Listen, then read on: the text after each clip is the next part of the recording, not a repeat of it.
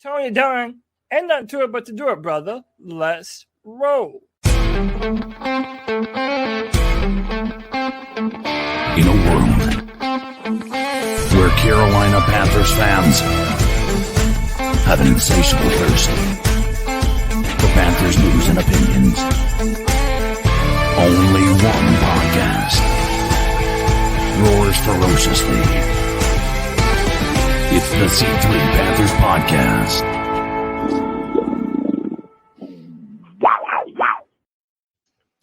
Come on in, Panther fans. We're coming off a bye week. Just when you thought that there's no way you could lose, Baker Mayfield lost this bye week as he got released by the Carolina Panthers. Tonight's show, Baker Mayfield bottoms out in Carolina. You're listening to the C3 Panthers Podcast. My name is Tony Dunn. It's the longest running Panthers podcast on the internet, and we appreciate you being a part of the show. We're here every Tuesday night live at 9 p.m. We want your calls tonight at 252-228-5098. Cody Lashney in the house. Welcome back to the podcast. No losers here on the C3 Panthers Podcast as we went and raised over $1,700 for the Bradley and Nikki Bozeman Foundation. It was fun hanging out with you doing it, Cody. Oh, man, listen, I'm so proud of the C3 family. Came together, did a good thing for some children in need this holiday season, supporting a Panther player and his wife's foundation. It was a great time, man. You know, we had the bye week. There was no Panther football. We got to enjoy some NFL Red Zone, catch up on some other stuff going around the league. But, man, we're back to Panther football. We got Seattle Seahawks up on the schedule coming up. But the big news that everyone's here for, no more Baker, baby. Baker has officially bottomed out. I feel so vindicated. I was never a fan of this man, and he flamed out in epic fashion. Dare I say, worse than Sam Darnold. Sam Darnold is the starter right now. Our hopes depend on Sam Darnold. Tony, we're going to have a crazy show, but we're going to have a great show, as always, with the best damn Panther fans in all of YouTube.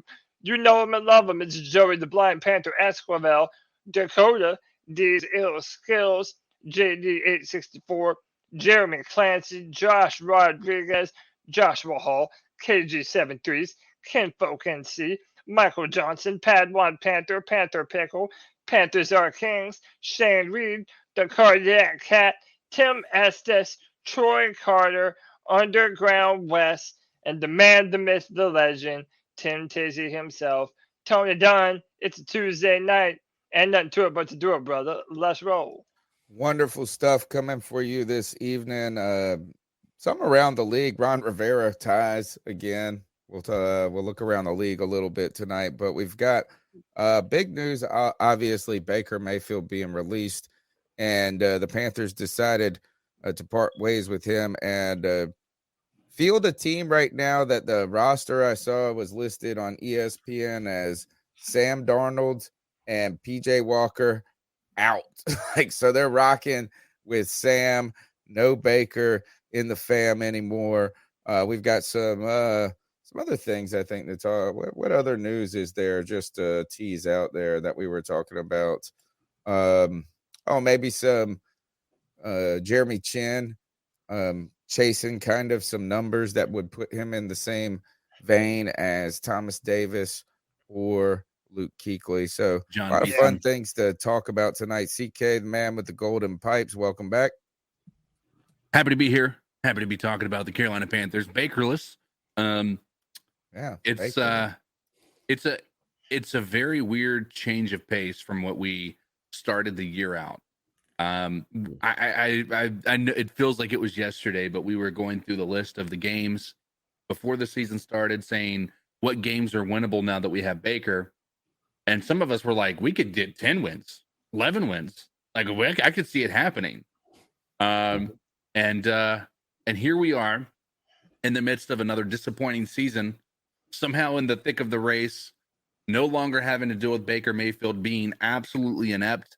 But he is going to the Rams, and that's the news I think that is interesting enough to talk about because he very likely could be starting on Thursday night, which is a quick turnaround for Baker. But if he's able to go over there and do any semblance of show any semblance of being a good quarterback, it's a heavy indictment on Ben McAdoo and his ability to call plays around what's going to be the strength of your quarterback. Steve Wilkes, Greg, said that he was asked by somebody, was Baker Mayfield's time in Carolina a failure? He said no, he wouldn't describe it as a failure, but just that it didn't work out. Baker Mayfield's gone, but the Panthers have the Seahawks coming. They're heading to Seattle, and what Wilkes also said is that this team is not yet to do this, and that's win on the road. So, Greg, we're coming off that charity bye. We're coming off a win. Panthers are trying to get one in Seattle. Yeah, I mean, I really don't know what to expect because it seems like Seattle has kind of cooled off from what they were at the beginning of the season, but they're also not a walkover team right now. I mean, it's just shocking. It's like CK said, the culture shock for me. Like, I would have lost a lot of money at the beginning of the season if somebody would have told me, if somebody would have bet me that Baker Mayfield would have been cut from this team before Sam Darnold. I would have lost a lot of money. Oh, totally. Yeah. But like, I didn't even think that if Matt Corral wouldn't have gotten hurt, I could have seen a scenario where Sam Darnold wasn't even on his team. Sam Darnold or PJ. Yeah. And CK's been saying that for a while. What do you mean wasn't he on this team before Corral got hurt? Or you mean he would have been cut sooner? Yeah, he would have been cut before week 1, probably. If he was hurt, and if he wasn't hurt, maybe we go forward with Sam Baker and Matt Corral and ditch PJ. Yeah. So it's funny how the more things change, the more they stay the same. Here we are with Sam Darnold as our number 1 and PJ Walker as our number 2. And by the way, do we even know the status of PJ's health? That is kind of funny. That you're actually just exactly back to where you started? Out of all the changes that we made, drafting Matt Corral, going get Baker, and everything is just the same. So they took everything Matt Rule did and just yanked it right out. And what was your question, Cody, about PJ? Well, do we even know if PJ's healthy? Like, he is. What happened? Okay, so if Sam Darnold goes down, PJ is good to go. Because I was worried that we don't even have anyone behind Sam. It's gonna be LaViscus Chenault, bro. Yeah, it's just Wildcat the entire time, dude. Like, hey, okay, nice. Man, we did it in 09 before. We did it before. Why not? Sure 22. We do it again. Passes. Hey, listen, if that were to happen, if one of these guys went down with an actual sustaining injury, I'm not, now that Matt Rule's not here, I would advocate for a Cam Newton return at that point in time. Not now, God. But if we didn't have any other options. Cam don't even play with the Carolina Panthers on Madden. Yeah. He playing with I Green noticed Bay. that. I saw him playing. this morning. I didn't know he was doing this. I just learned of the Cam Newton YouTube streamer. Cam ain't now. playing football no more.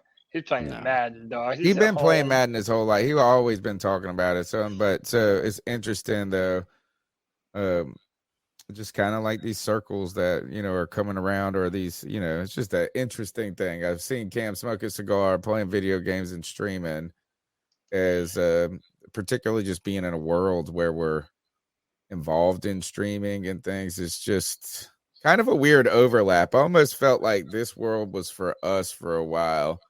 And now the real sports stars, they look, McAfee is just made $1 bazillion doing ultimately what we do, I mean, and like, what I mean is just like democratized media, democratized conversation.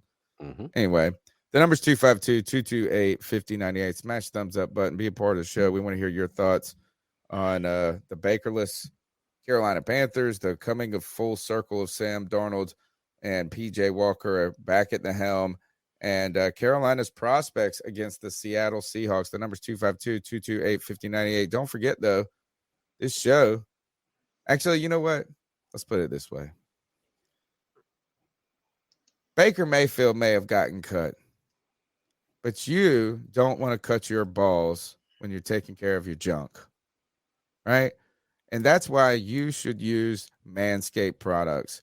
Manscaped is the leader in the below the belt grooming for men. I'm telling you these products, and I don't know why I keep yelling at, like I'm doing spin at the computer screen so much. But these products like the lawnmower, the weed whacker, this is Cody Lack's joint for his ears and nose. This wonderful bag that will come in the premium package, man. This manly bag by Manscaped. But you know what the best stuff is? The stuff that's in the bag right now. That is the crop preserver, ball deodorant, bro, and the 4.0 lawnmower. Don't cut your balls like Baker Mayfield gets cut from the Carolina Panthers. Use Manscaped products. Promo code Panthers will get 20% off your order. It's a great time for the holidays to protect your little drummer boy, right? Manscaped.com. Use the promo code Panthers, 20% off and free shipping. They say it's limited time. If you don't like, right? We got the good deal for you. Go to Manscaped, support the podcast. Cody, let's jump into this show. Let's do it. Let's jump into this Baker Mayfield conversation.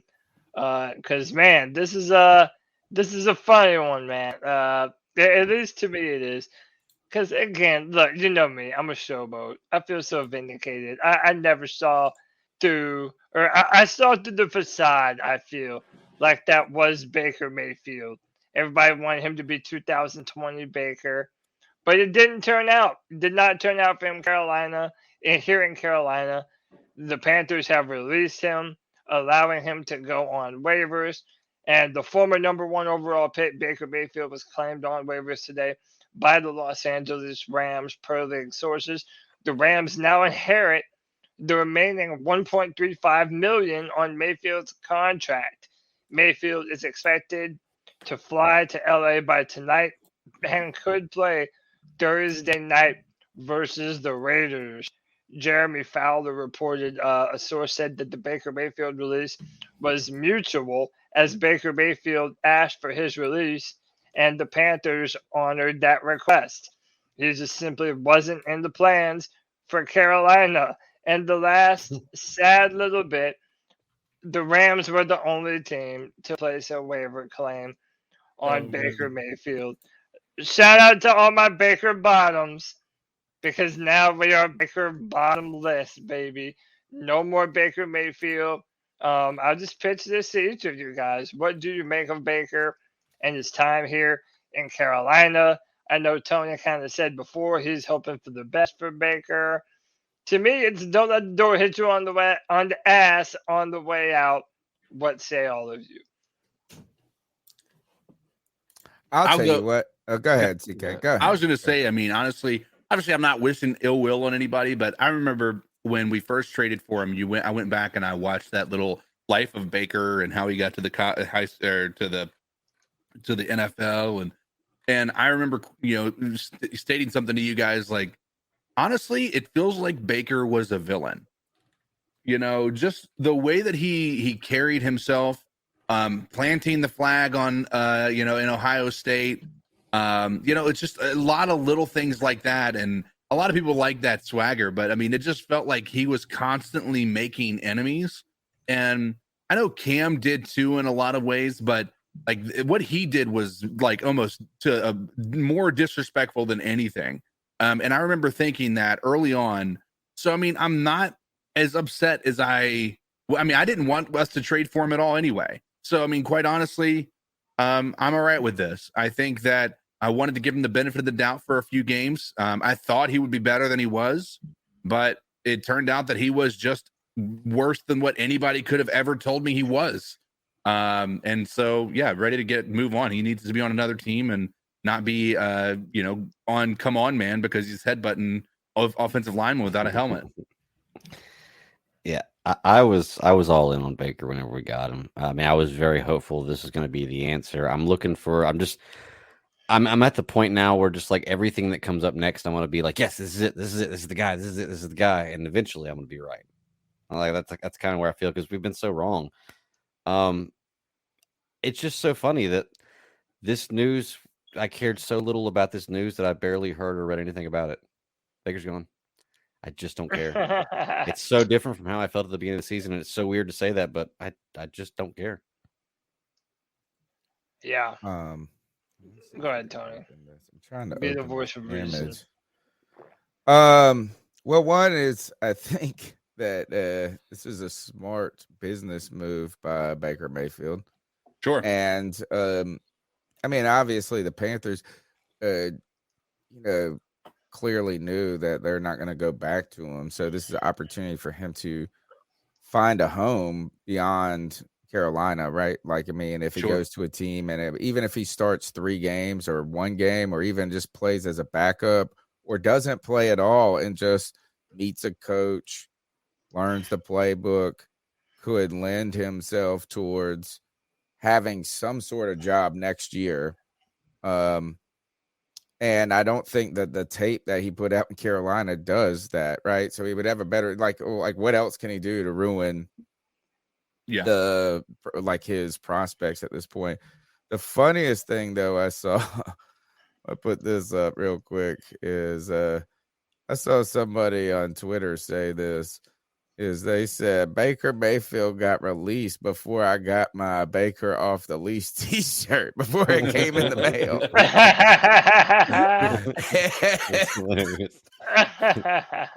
You know what's funny is like it's so the conversation I think that's worth having is he was going to be third string. That was what he was told. That's when he asked for his release based on what the reporting and what the way that Steve Wilkes almost told it as well.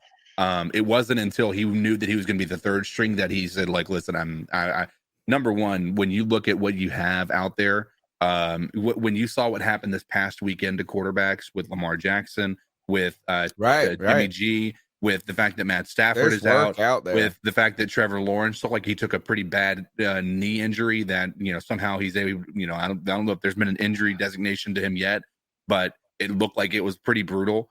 And so, I mean, when you're looking at the landscape of Trevor things, Lawrence, that's what I said. What, did I say something else? No, I mean, I'm sorry. I thought you said Jimmy. I thought we were talking about Jimmy G. Yeah, I said Jimmy G, Trevor Lawrence taking that hit to the knee, and then Lamar Jackson having a sprained knee as well. It's certainly, a smart business move to your point, Tony. But he went to the Rams. I don't know that he's going there to compete or even, I mean, he's not going to have Cooper Kupp. They're just now getting Cam Akers back involved over there. And they're going to be without so many people in that defense. I mean, Aaron Donald, and I don't know that they have the necessary weaponry or even the offensive line to keep him in a position to succeed. Matt Stafford was struggling because of that exact reason. Yeah. If you look at Baker Mayfield, like, he's going to a worse football team right now. They are. Look at Tony. They are what your record says you are, and the Rams right now are a worse football team. Did they have 3 wins? Yeah, I think they have like 3 wins. Yeah, they're like 3 and 8 That's it. or something. You're telling me they're only 3 wins? I don't know. Yes, I think look it up. It may be 4, but it's pretty dead. It's down there pretty low. The funny thing is, looking back on last year, they're the Super Bowl champs. Last year, we were kind of laughing about how the Lions lost that trade, which we kind of knew they would. It doesn't look like they kind of won it this year. Let me look at Jared Goff in Detroit. Like, it looks like the Lions won that trade now. But they're going to be so upset when Baker Mayfield gets in there and starts overthrowing receivers by a mile, starts double pumping the football, and pump faking one too many times, having it batted down at the line of scrimmage, and then he's always. I know he was so bad in Carolina. The Rams are 3-9, by the way.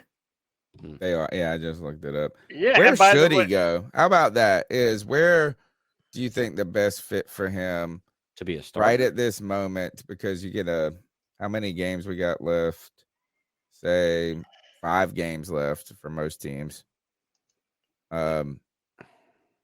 What would be the best fit for him? I mean, you got the Ram. I mean, he went to the Rams, the 49ers, like you said. Yeah. I mean, maybe the 49ers, because you don't. I heard rumors that maybe Jimmy G isn't injured as bad as they thought. But then they have Trey Lance and waiting. I don't know. I mean, this Yeah, is but probably like it would as just good be of for this option year. him They're as any. 8-4 right now. Here is the thing: this is the I gotta play this for y'all.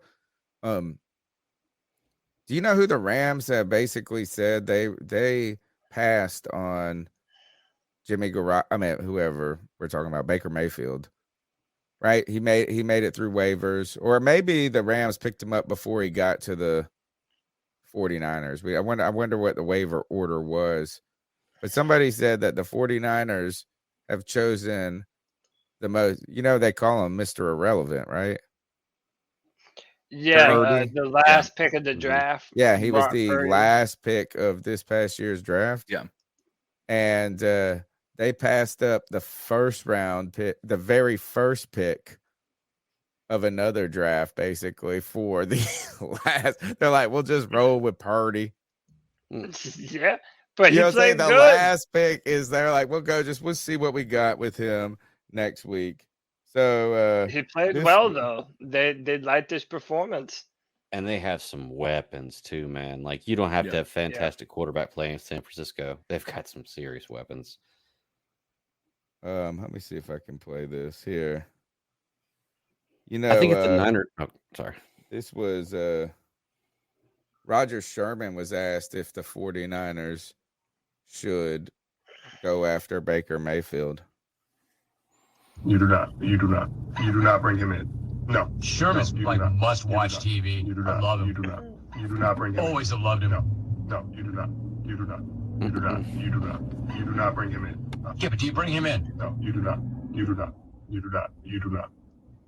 I mean, Wait. That was, Did I he mean, actually- that's he only He- said you do not like one time, but then they repeated it. Yeah. like Jim Played Rome, it it was over on the and Jim over. Rome show, and he's like, Wow. "What do you?" And he just did this for like 4 minutes.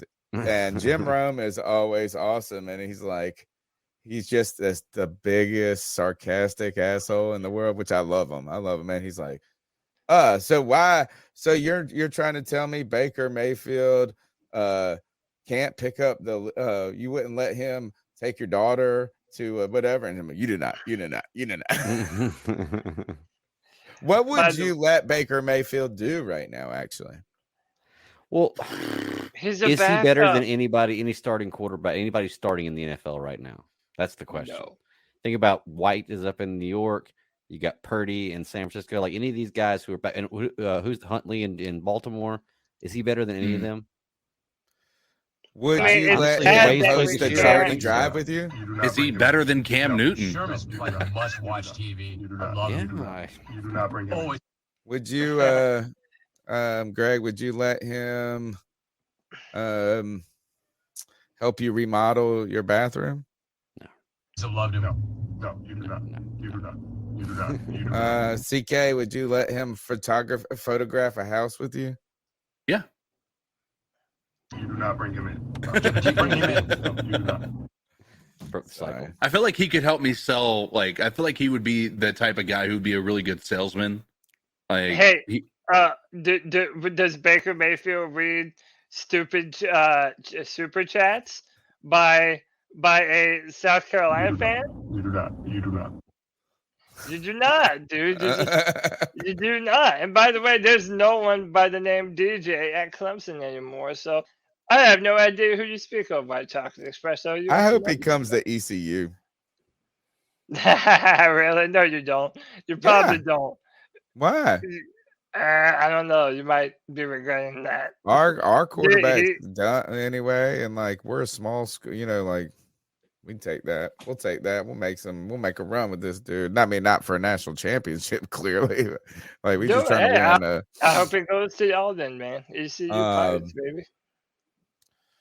Okay, so Baker, that's enough about Baker for right now. What else is up here? So this caused a lot of stir online, and I figured that we would kind of mention it today. It was reported a couple of weeks ago that before the start of this season, the Panthers were very, very high on Will Levis, the quarterback out of Kentucky, who by most metrics was very underwhelming this year. At least if you compare him to the hype and the expectation that there was around him. Now, apparently, it has been this Twitter account ripped it from an article. I'm learning that apparently mentioned that Tepper was interested in Will Levis before the start of this season. But I figured it'd be an interesting discussion because it doesn't necessarily mean that David Tepper has cooled on his initial evaluation, especially since you have. What is he out there evaluating anybody, man? You know what I'm saying? Well, Like, he liked Justin Herbert when Justin Herbert was coming out. Apparently, he really David liked Tepper didn't like Justin. He Fields. didn't know nothing about Justin Herbert. Marty I mean, Herney liked Justin Herbert. I think that especially in his first 2 years, he was having people coming to him, delivering him information all the time. And there was a contingent of Panther scouts that really liked the idea of trading up to get Justin Herbert. But apparently there was a lot of rumors that he was really into Justin Fields last year as well. Knowing that we have passed on a quarterback the past few years in a row, I mean, what do you think? Maybe David Tepper is still thirsty for a quarterback, Will Levis. As of today, the Panthers have the number 6 pick in the draft. And to be honest, if you want a quarterback like Will Levis, that's probably where you need to pick him up. So are we believing this? Do you believe this? Is it just kind of rumors and hearsay? And do we think that this is even a possibility for the Panthers? Absolutely.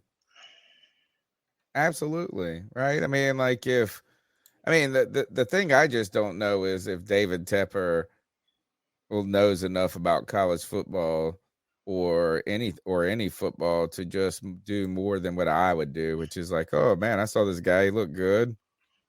Why don't we give him, and people are talking about him on ESPN and NFL Network or something maybe. So we maybe heard somebody talking about him, and then he went and saw one of his games. He was like, this guy looks the part. So I could absolutely believe one of these dudes watching college football and liking a dude. I just don't think that David Tepper was evaluating Justin Herbert.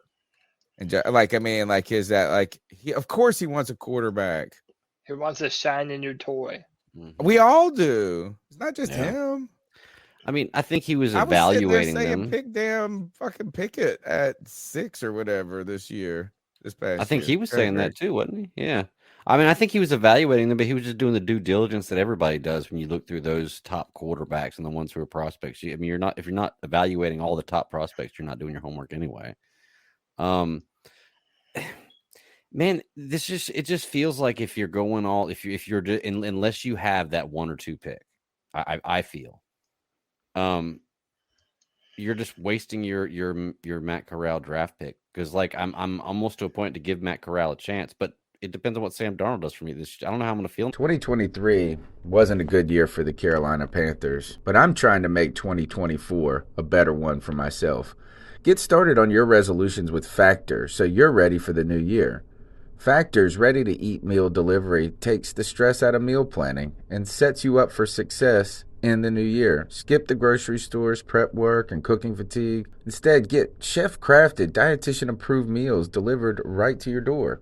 With over 35 meals to choose from per week, including keto options, calorie smart, vegan plus veggie, and more, plus over 55 weekly add-ons, you'll have a ton of nutritious and flavorful options to kickstart your resolutions. Skip that overpriced takeout trap. Factor is cheaper and way more delicious than takeout. Get chef-crafted, restaurant-quality meals delivered right to your door, and they're ready to heat and eat in just 2 minutes, which means more time for you. Head to factormeals.com/C350 and use the promo code C350 to get 50% off. That's code C350 at factormeals.com/C350 to get 50% off. Next year, but it, like I said, it just kind of feels like a wasted pick. If you end up, I want to say settling for a Levis, because I don't know enough about college football to make that judgment. From everybody that I've heard, I haven't heard anybody rave about how this guy is the must-have guy. But I haven't heard that about a lot of quarterbacks that have come out of the college too that have ended up being really well. So I really don't know what to expect. Is he in the wrong system, Cody? I saw somebody say that. I don't know.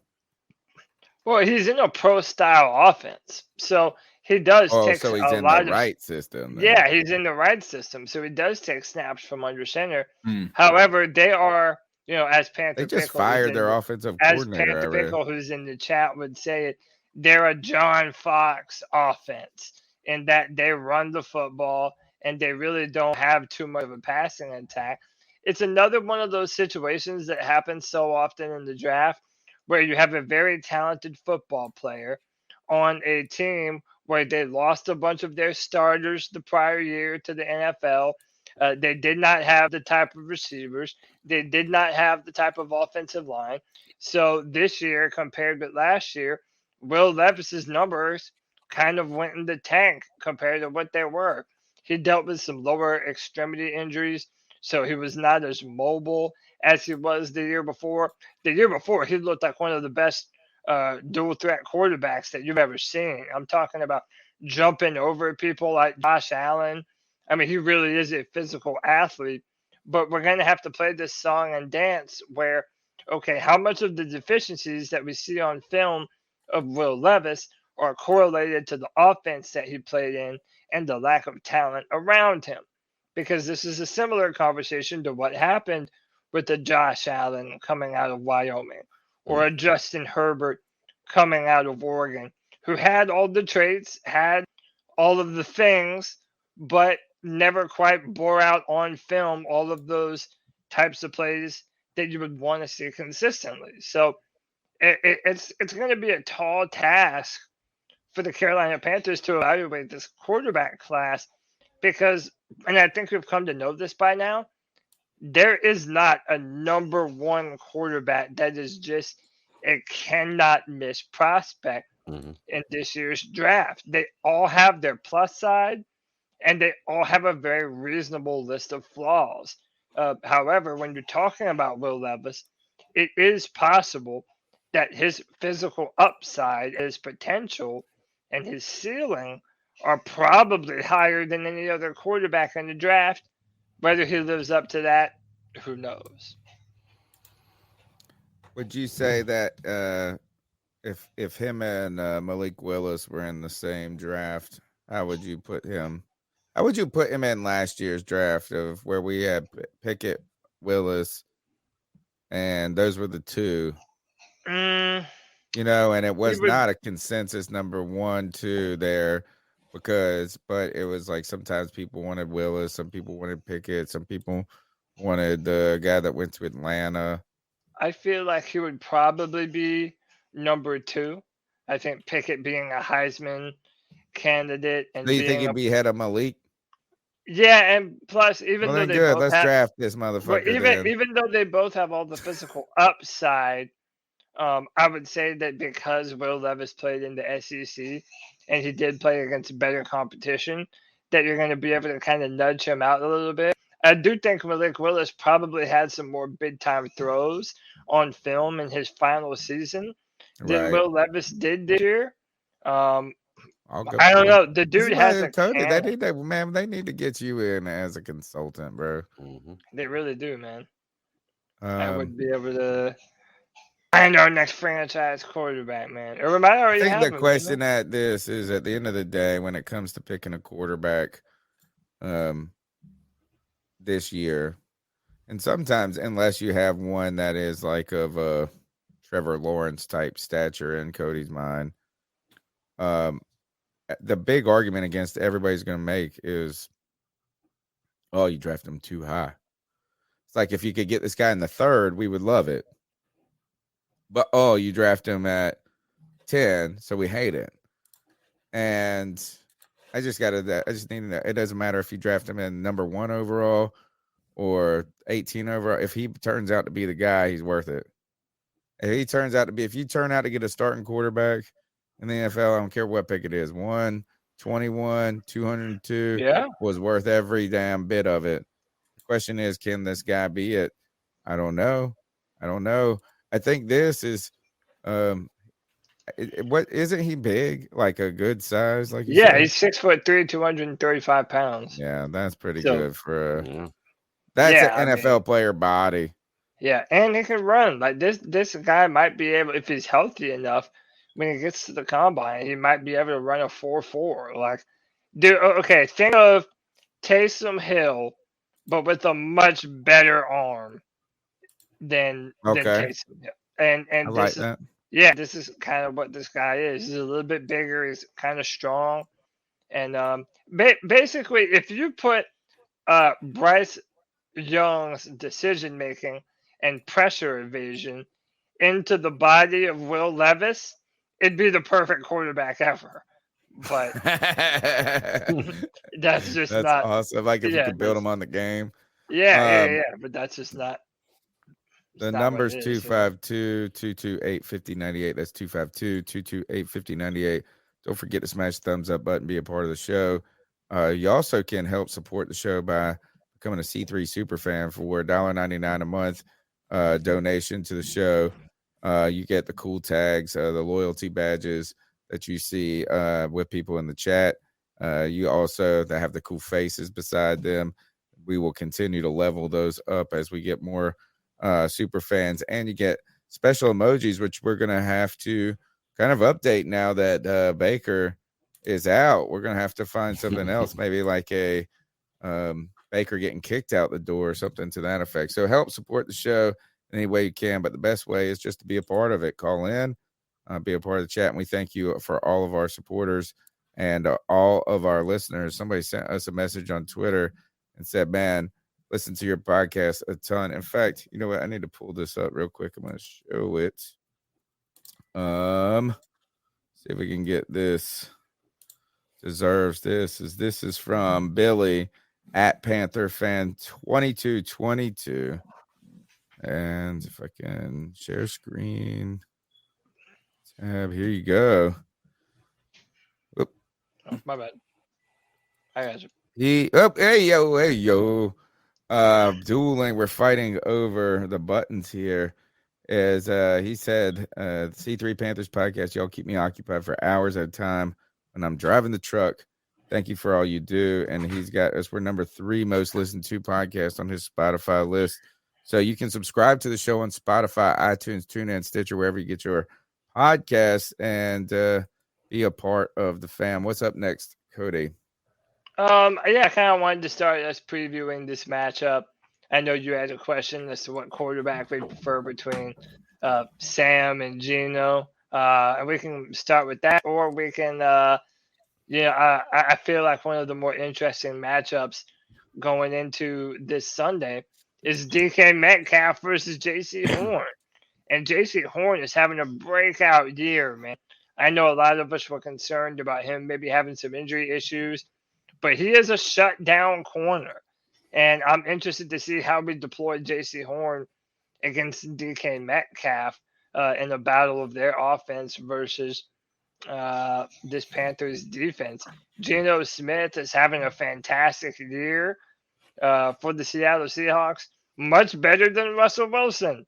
So, I just I feel like this is one of those bigger tests for JC Horn on the schedule because DK Metcalf is a freak athlete, 6'4", runs a 3.5, or a 4.35. The dude is just a monster. So, what are we expecting from this matchup and just in general from the Seattle Seahawks? Has JC Horn faced anybody this year with that kind of size? Any number 1 wide receiver? I'm trying to think of the big guys. This has been his toughest matchup this year. Did he? I mean, would you say that they faced Mike Evans and Chris Godwin's? I mean, I know they're not playing like extremely well this year, but was he in? Well, that no, I'm game? asking. I wasn't sure. I don't know what the big I guys wonder are. if You're he right. was Mike even Evans playing won. in that Tampa game. So check it out. Who's This the best matchup? I actually just found it. The JC Horn. This is his numbers against the best receivers that he's played this year. Amari Cooper, only 21 yards allowed, 2 receptions. Sterling Shepard, Michael Thomas, Marquise Brown, Debo Samuel, Drake London, T. Higgins, Olamide Zacchaeus, and Devin Duvernay. And so far, he's absolutely been shutting it down, man. So, hey, you know me, I'm going with my guy, J.C. Horn. I feel like DK Metcalf is their primary passing attack weapon, at least downfield. And I think Horn should be able to lock this man up. I think this is going to be where our defense lives and dies, is J.C. Horn's ability to protect that, that side of the field and stop Metcalf from going off. I love G baby. I can hear him saying. I can hear his voice saying. I don't even want to hear that from G baby, because he thinks that Dante Jackson is better than J.C. Horn. Get that lame shit the fuck out of here. Who's man. the best player Jackson. since he said this? Because in some ways he's kind of right. It's like them receivers ain't shit. Amari Cooper's not shit. Who's the Shepard's biggest? not All right, who's the most impressive Samuel. stop on this list for you? Number one. Probably Debo. If you had from all the playing this year and all the players you just listed, He he ain't been that good this year though. Has he? He hasn't done a lot this year. he's not been a top 5 receiver or top 3 wouldn't, receiver like he was last year, but he's still top 10. I think. I would don't know. I really haven't say, looked at stats. I haven't paid that much attention. Knowing that Jamar Chase was out when we played the Bengals, I might even say T. Higgins. T. Higgins is a beast, man. Ask me how I know. I have him in fantasy. Okay. You're right. Yeah, 50 catches, 569 yards, 2 touchdowns. Is what he's got. I mean, not like great, not bad for Debo. I was thinking I was thinking Marquise Brown if he wasn't hurt at the time. If he was fully healthy, because like Kyler loves him. It's interesting. Our defense has played great against. You know what? You probably got to. How did they score Brazil? Oh, it was Joe Mixon. That's right. Yeah. How did T. Higgins only have 18 Wait, yards that and number they doesn't score make 8 sense. million points against us? Yeah. Okay. I mean, they ran the ball up and down our throats. But you had the question that you wanted to ask. Oh, well, before we get to that, Yeah. real quick, is one other thing about this game I thought was interesting. First is the Kenneth Walker, the third, the running back for the Seahawks, who's been killing it this year. He has suffered an ankle injury in the past game. They believe he could be an option this week going forward, but that might be a good thing for the Carolina Panthers. And one of the things, though, that's interesting about this game was Steve Wilkes was asked about it going forward, and what he thought, I guess, if the Panthers had a chance to make the playoffs was what he was asked. And kind of in this last press conference where he was talking about Baker being released. And I'm going to paraphrase it because I didn't grab the clip. But he said, of course, I think we can make the playoffs, like as in I believe my team, we can win and this stuff like this. But he said, I'm only worried about this week or one game at a time, without saying the cliche one game. He just said whatever he said. And then he goes, we have yet to beat a team on the road. And we go into a place for a team who's in the lead or in the hunt for their division. They're a real playoff contending team. And kind of like if you want to be one, you got to beat one.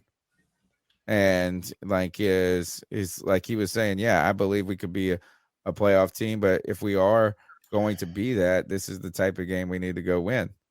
So I thought that was an interesting way of kind of, drawing some parallels between the Panthers' chase for a playoff perspective and a team that we think in the Seahawks is playoff bound, sort of, and who has kind of more earned their bones this year in that discussion. And that would be a notable kind of notch on the belt for Steve Wilkes and this Carolina Panthers if they can go into a hostile Seattle team. It's kind of been hot and take care of business for the first time on the road. And we're going to see who, seeing who Steve Wilkes is off of a bye, what kind of momentum this team has if it lost any, with anybody, with everybody kind of being on vacation. It's really going to say a lot about our team. And we're traveling to the West Coast. We're going to be in a 4:25 time slot.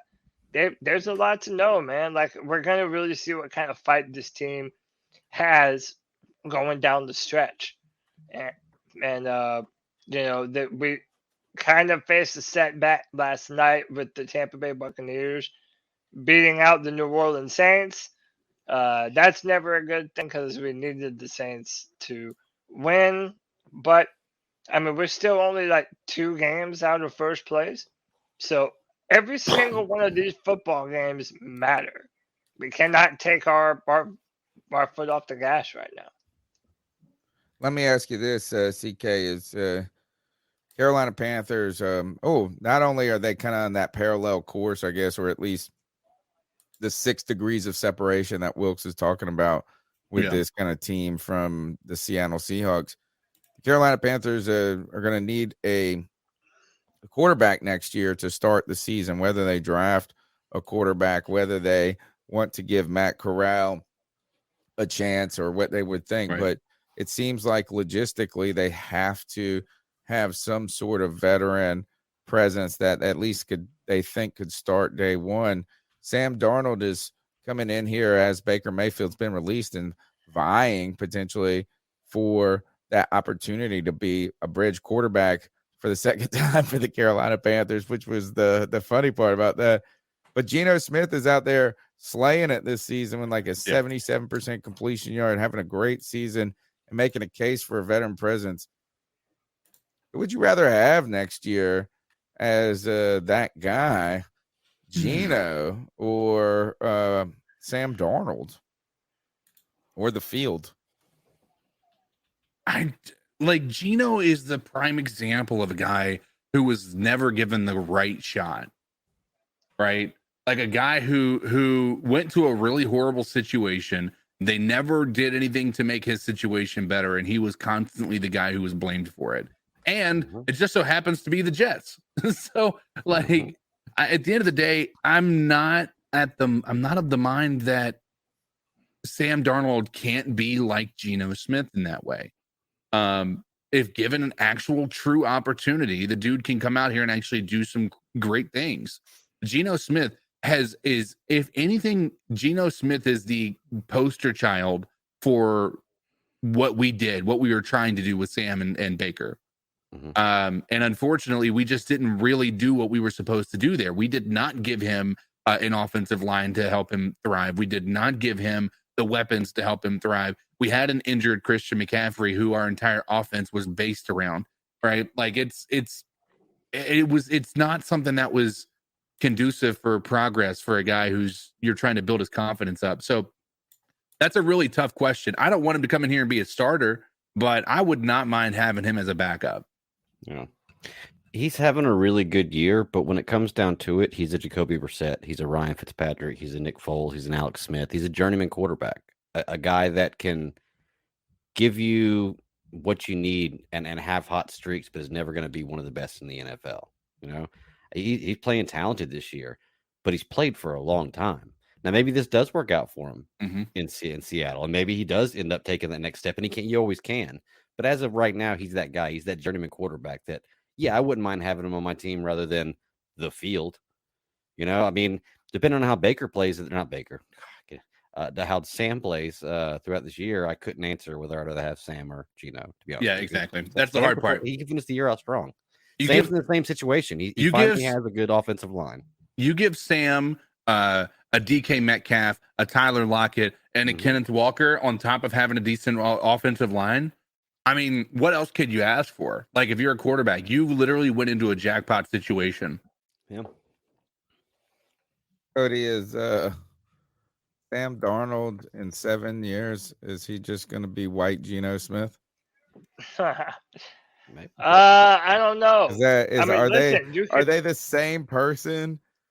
Just in different iterations. Think about this: is a guy who started with the Jets, had zero opportunity or or had a tough situation, was asked to do a lot, pressured, without talent, then meandered around the league.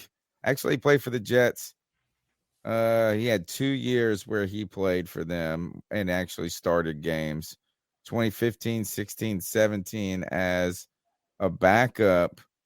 Goes to the Chargers and has no games started, but only 5 games on the roster. I thought he was with the Giants. Yeah, he went 3.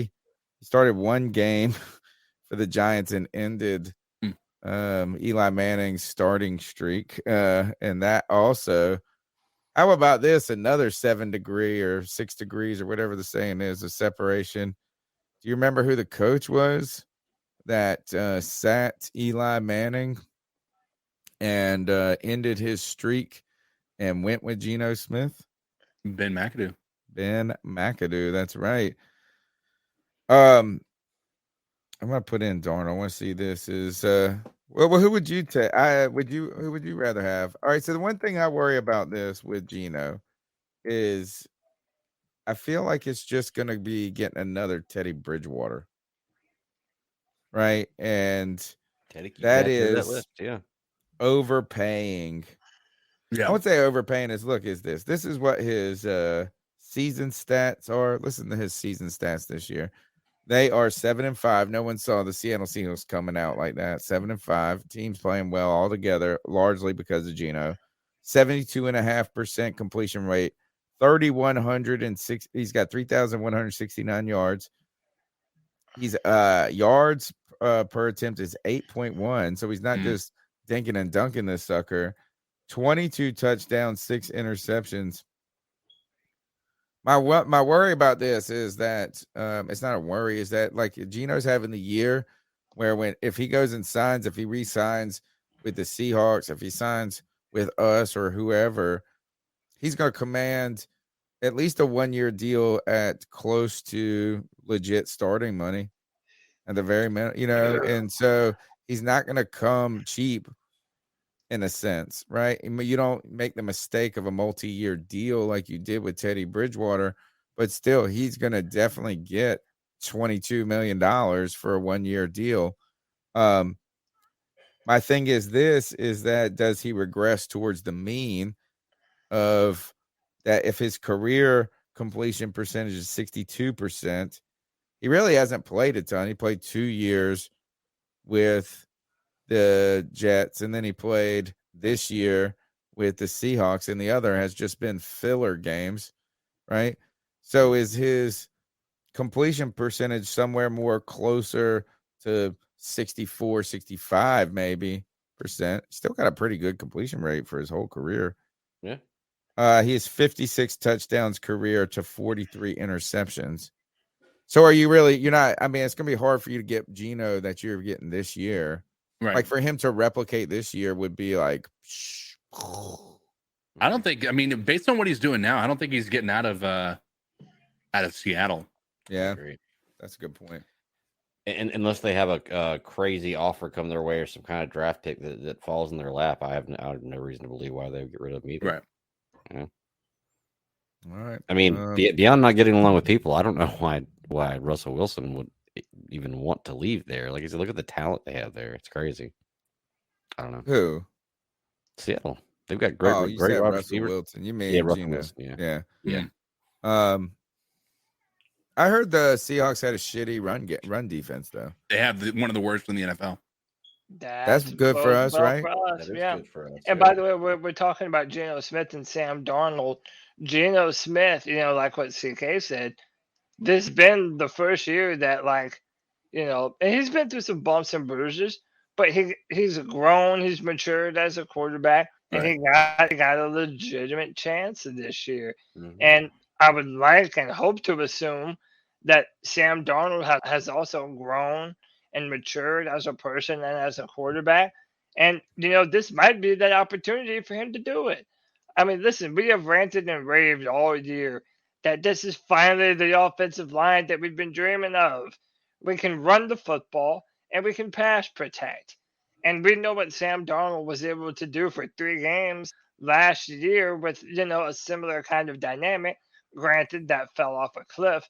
But also, especially right now, you're asking for a much smaller sample size from Sam.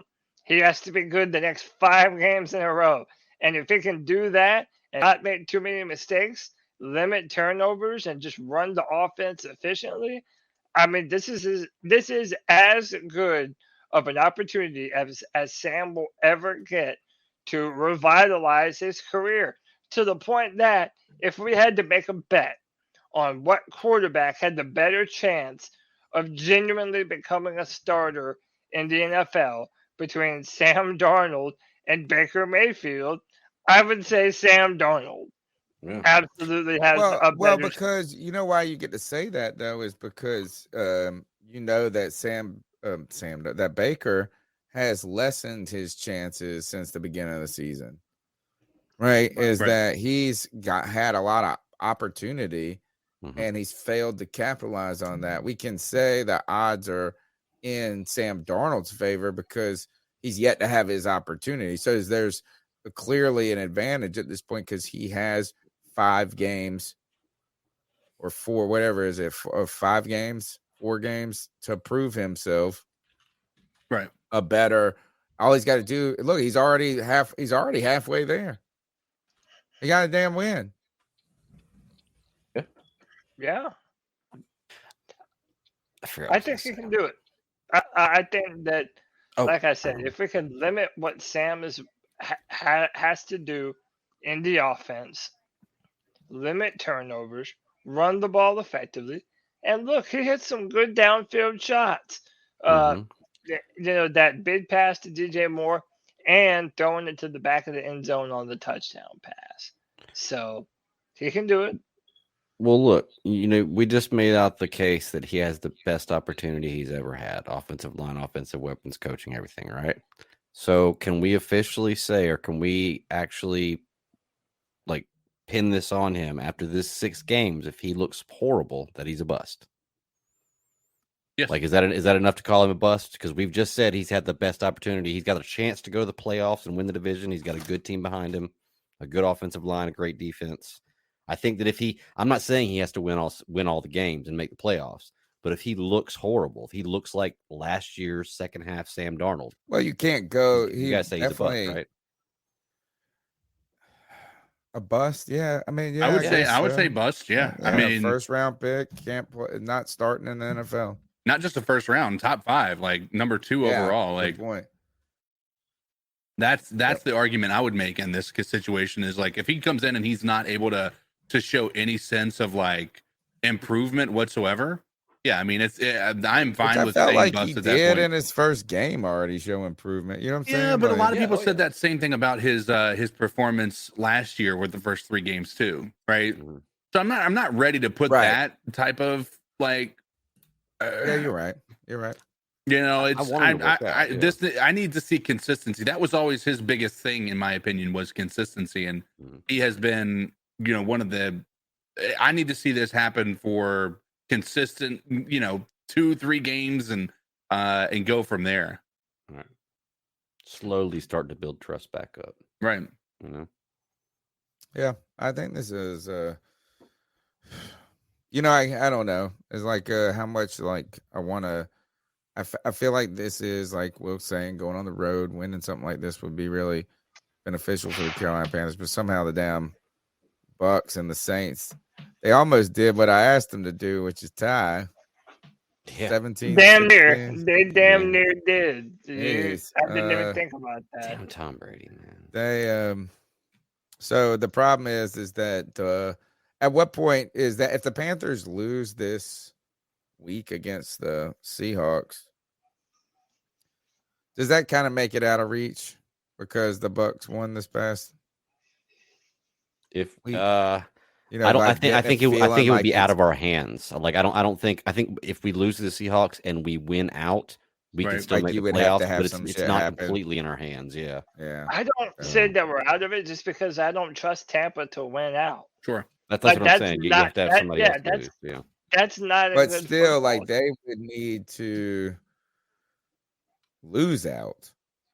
I think if they lose 3 of 4 and we lose 1, I think me and CK were talking about this before the show. It's complicated. It's getting We're more gonna need complicated as some we get closer things the to end. happen. Yeah. Yeah, like he's saying. All right. Yeah, but that's all I got to say about the Seahawks game at this point. I'm sure I'll find some more stuff to talk about on the Friday free for all and throughout the week. Yeah, well, we only have. Greg, do you want to jump in to this giveaway? Yeah, man, we can do that. So we did our Bradley and Nikki Bozeman Foundation C3 Panthers charity week drive. That was long. I got to shorten that thing up. We did the bye week drive this week, charity drive, and it was fun. It was successful. We do $1,783. Yeah. I don't think it's gone up in I think that's about right. 23 total donors. Here's everybody who donated some money. There were also, I think, 4 anonymous donations. So I figured if they put their name up there and didn't put anonymous, they wouldn't mind me putting their name on here. So I want to thank everybody on here who did this. And I did say that for every $5 you donated, that I was going to do a drawing. I'm going to do 3 rookie autograph cards for this one. And pretty much everybody got 5 drawings. So I put, everybody's name in my little R2D2 right here. I'm going to draw some names out here real quick. I originally said the Luke Kuechly rookie autograph was going to be the first one I gave away. So I'm kind of go with this linebacker theme here. So I got a Luke Kuechly rookie autograph card here. Yeah, show it up one more time. Oh, yeah, here you go. And this one is number, I can't remember. I'll have to read the number out for you. This one's number 223 of 499. Then I have a John Beeson rookie autograph card. And this one is 28 of 100. And then I have a Shaq Thompson. Autograph card. And that one is 522 of 800. So all serial number cards, all rookies, all autographs. All we got to do is draw some and you're names giving them in the order of their coolness too. Yeah, that's kind of what it goes. So I'm gonna start off with the Luke Kuechly when I took mine and Tony's and Cody's name out here. Because we don't need to win. Yeah, I kind of think of those from at least from mine as not being from me, but from the podcast. There you go. All right. So first name, and once you've been drawing once, I'm not gonna, give 2 to one person. I'd like for everybody to win. So let's see. First name is Joey Esquivel. So Joey's gonna win the Luke Kuechly rookie. You should just send him like a card to somebody else. I'll send him a Kelvin Benjamin. Yeah. I've got a bunch of Joe Adams rookie autographs. Goodness gracious, I thought he was good. Congrats, Joey. So, hey, yeah, congratulations, man. Anybody who wins, just hit me up on Twitter or hit me up somehow. You can communicate one of us. Give me your address, and I'll pay for shipping and everything, and I'll send it out to you.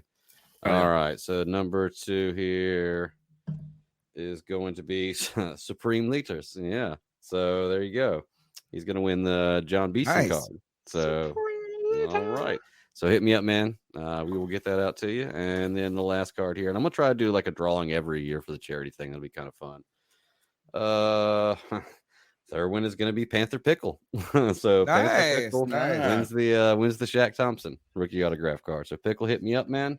Congratulations How can they hit to everybody. You up? What's the best way for them to hit you up? You can also send me an email at carolinacatchronicles@gmail.com. I'll forward it to Greg. Yeah. Or if you're on Twitter, just hit me up DMs at the BatDaddy52. If you follow me, you should be able to hit me up. So, but yeah, congratulations, y'all. And we'll do some more stuff. I like kind of doing stuff like this. Yeah, man. Thank you, Greg, for doing that, and thank you again for putting all this together. I think we should call it the C3.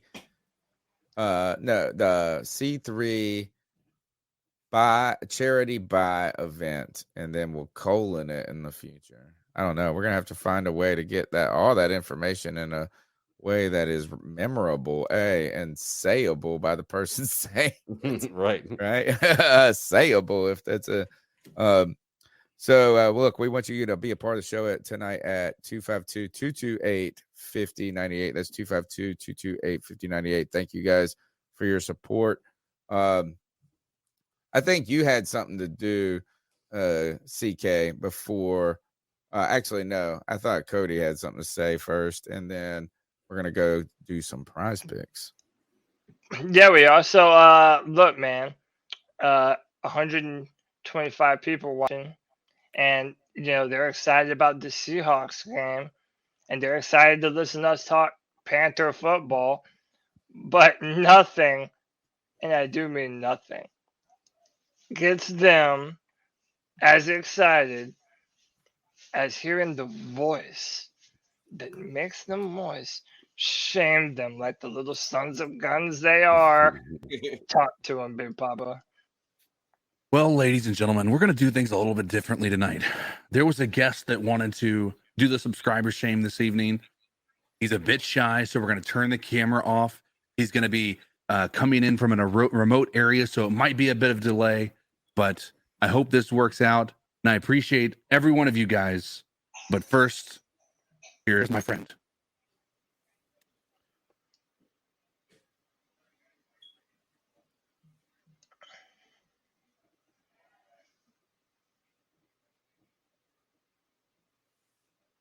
Boom, boom, boom, boom. I don't think it's working. Yeah, I don't think it's working either, CK. Lots of lots of silence. Lots of silence. Oh, he is shy.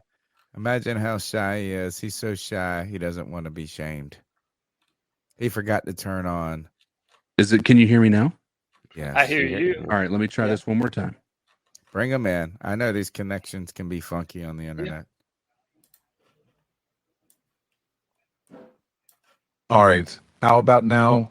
I'm going to try to give it an opportunity for the one and only Morgan Freeman to come in here and show you guys how to hit the like button, how to be shamed. The C3 Panthers Podcast is and will always be the longest running Panthers podcast on the face of the planet. And you should always hit the like button when you come in here and watch them talk about the Carolina Panthers. Morgan Freeman out. Subscriber shame.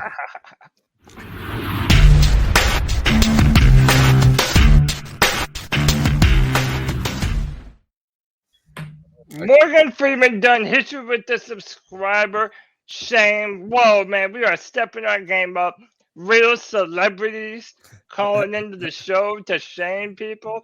Dude, you gotta love it, man. 122 people watching, 63 thumbs up. Hit that like button, hit that subscribe, hit that notification bell for every single time the C3 Panthers podcast goes live, man. Hit that notification bell so that way we can whip up on the YouTube algorithm and get seen by as many Panther fans as possible. Tony, you want to do prize picks? Guess what, folks? It's time for the prize picks. That's right. Each and every week we try to preview, depending on, because sometimes, like, depending on the week, the time of the week, if the Panthers game is available. But we always look at the Carolina Panthers, but we do it on the best, my favorite daily fantasy sports website app. PrizePicks.com is a way for you to have fun in over 32 states, including North Carolina and South Carolina, playing daily fantasy sports and make some real cash. We've been playing it all year. It's been a rough week for Tony. Oh my goodness. Even like that, they just said brick. My browser is a crashing on this.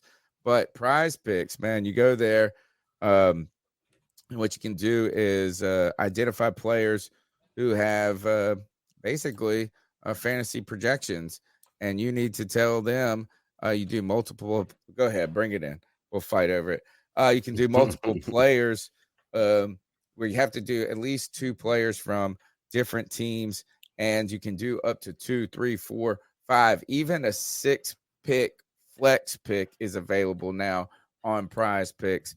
And what they do is they ultimately, you can make some real cash. I've had a little trouble this week, but I'm coming back. Tonight I got an NBA joint in because they had the taco on Tuesday. I always get lured in. I love tacos, and I love Prize Pick tacos here.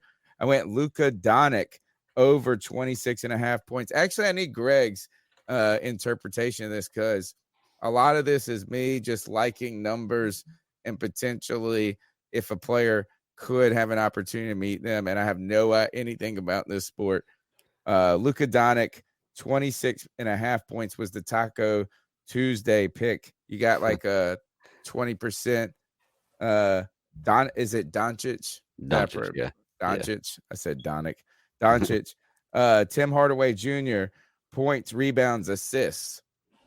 So all combined 20.5.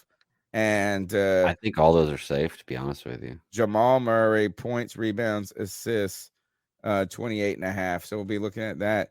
So that is, I put in tonight. I did the flex pick, by the way, because I just need to get I need a first down. I don't need a win right now. I just need a first down on PrizePicks. I played $20, and if I get all three, I'll get 45. If I get 2 out of 3, I'll win 25. Nice. So not bad. And but what I love to do is play the NFL, even though I've been going for the gusto, guys. I've had some tough luck this week. But right now, guys, they've got a special deal. They're partnering with Justin Herbert, I believe. For some reason, they've identified him. And you get a free square this week, guys. Boom. Justin Herbert, free play on PrizePicks right now. He just has to throw the ball 1 yard, and you will get that one. So let's go jump over to the Oh, I forgot to tell you guys. If you go to PrizePicks, they'll match your deposit bonus up to 100% for the first $100 if you use the promo code C3. So not only do we love to play PrizePicks, they sponsor this podcast, and you can help us by going and signing up. Over 75 people have signed up for PrizePicks using the C3 code. Let's pump that number up. Set it up on your wife's name. Get the bonus. Use the promo code C3 and help this podcast go forward. DJ Moore, let's take a look at these numbers, guys, going into Seattle. 53.5 yards, 55.5 rushing. Love it. Love that number right there. Yeah. Ooh. Same. I do too. With that run defense, I like him having 55.5 yards rushing. That's really good. All right. And now, yeah, I mean, that's easy. You better go to PrizePicks right. Look, PrizePicks right now. Think about this. Where do they have Geno at?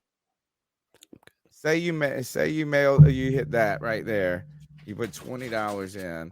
All you got to do is basically get the foreman right, and you turn your $20 into 60 playing daily fantasy football sports. Where they got Geno Smith at 245 yards passing. Taking the under on that. Ooh, well. Mm-hmm. Who's he played defense-wise? Los Angeles, Las Vegas, Tampa Bay, Arizona, the Giants. If you believed in our defense and what we've been able to do recently, I don't know. Maybe on the road. The road. I know, They're man, gonna have but maybe to pass the ball a ton if Walker's hurt. Maybe this is going to be the game where he doesn't hit that mark, man. I don't know. But then again, what do I know, you know? What about that matchup? How about this is whether or not you believe in our defense. Do you believe in JC Horn? I do. I really do. Man.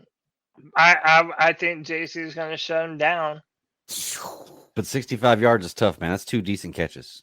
Like you can hold the 2 decent catches, still have a great game, but 65 yards ain't much. Well, so far, when JC Horn has been on an opponent, they have yet to get over, I believe, 30 yards. But how do you know he's going to be on him every play? That's true. That's where those numbers are misleading. When they put up the JC numbers, we don't play him, man. He ain't trailing people. They must be talking about only plays against him, or else it's just false numbers. I think that's when he is on those people. Those were the numbers that. I think the stat is when it's thrown to the receiver, he's directly. F says he ain't touching 245. I honestly don't think he will either. Quarterbacks have not been throwing for a lot of yards. Have we given up over 245 yards to a quarterback all year? I wish you could look up our defense. I can look up our defense. No, but I mean like on PrizePicks, like if Oh, our yeah. Oh, all we gotta do. Oh, like what they project them. yeah.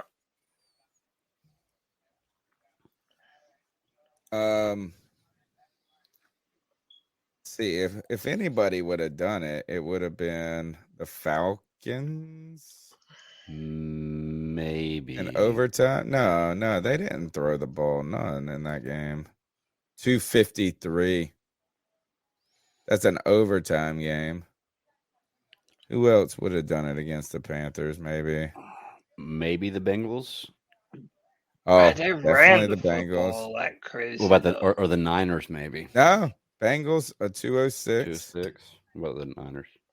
Or I guess did I see the Niners on there? I guess I didn't. Oh yeah, I did. I thought we lost one.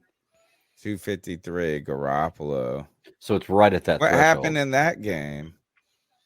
Also, just remember beat us. that he has all those yards after catch receivers.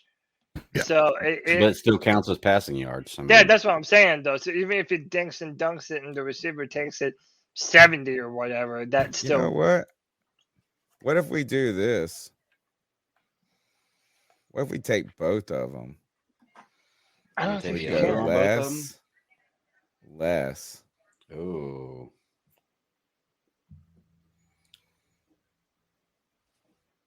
I mean, I'm not opposed to it, man. Like I said, I don't. Tony, it sounds like you have some faith in the Panthers. What it sounds Well, like. if you guys are saying we're right, if this is going to happen, it's almost like to think the way the game would go. Yeah. Well- And if we think Foreman's going to run the ball effectively, there is an opportunity the Panthers could try to ball control the game on the road And everyone believes against the team that can't stop the run, and you get a lower scoring game. Then you have their team. I think the only thing that makes this a problem is that they're more inclined to pass the ball without Kenneth Walker being their running back. Yeah. That kind of is going to funnel their game plan through the passing game. It also depends on how the game's playing out too. If they're down 2 scores in the fourth quarter, they're going to be passing the ball a lot more than they're going to be running. You know, I mean, it could just play out like that. I don't know. That's a Well, I good don't one. I know. would say just go. Yeah, I mean, hey, roll with this squad, man. I'm way more comfortable that less than 245 to less than 65.5 is where I'm caught up at. But I mean, it's all possible. Let's do it. How That's much you prize put on? picks right there. $10, 4 picks if I get them right. Well, actually, only 3 picks at this point. The problem is we just went all in on one game. You know what? We almost should just go look at the NFL real quick and see if we can find somebody. You probably only play that Herbert once. I'm betting. No, I think you can do it up to $50 or something like that. So okay. So if Okay. you spent 10 on that one, I think that's the number. Ooh, I remember the first week I tried to do that with Tom Brady with a 0.01 yards or 1 yard, and it would only let me play so many of them. why does it just keep adding the same people? I don't didn't think you clear submitted it. the entry before. Did you? Yeah. Yeah, you did. Okay. Oh, you guys want to see what happened to me this past week? Yes, please. This one sucked. Oh no. Taysom man. Hill, I got it right. Got Tom Brady right. Where did Dalton fall? Dalton went over the 207. I got killed by him. This one hurt too. I feel like Zeke crushed it.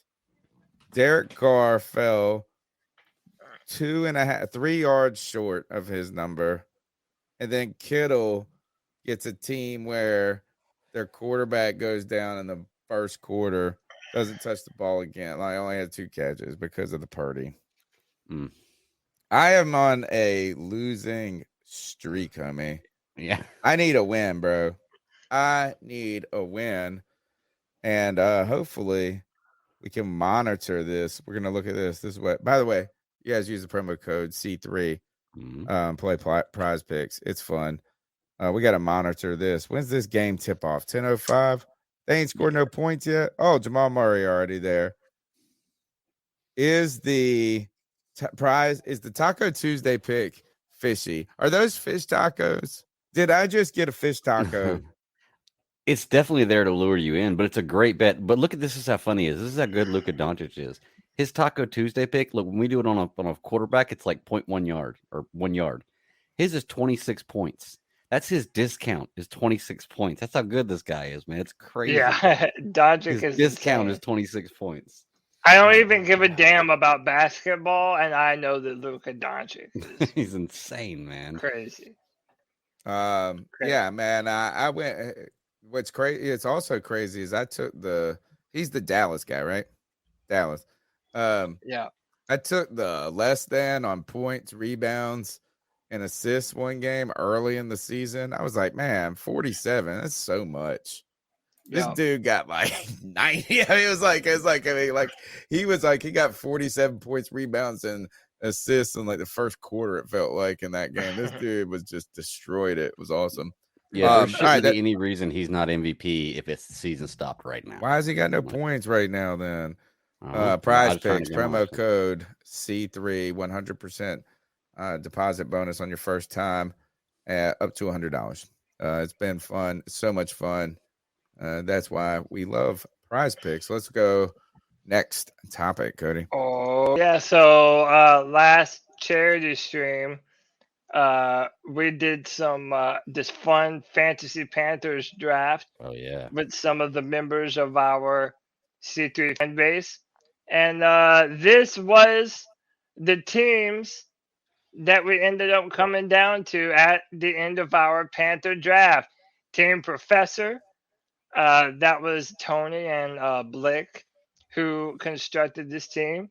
Drafted Luke Kuechly, Sam Mills, Jake Delhomme, DJ Moore, Christian McCaffrey, and head coach Steve Wilkes. Codizzle Allen and Drew, I believe it was, drafted Steve Smith, Julius Peppers, Thomas Davis, Jonathan Stewart, John Gross, and Ron Rivera. And then me and my boy Kev, White Chocolate Espresso, we draft, and yes, that's right, we're Team Tiger Cox, as per Greg.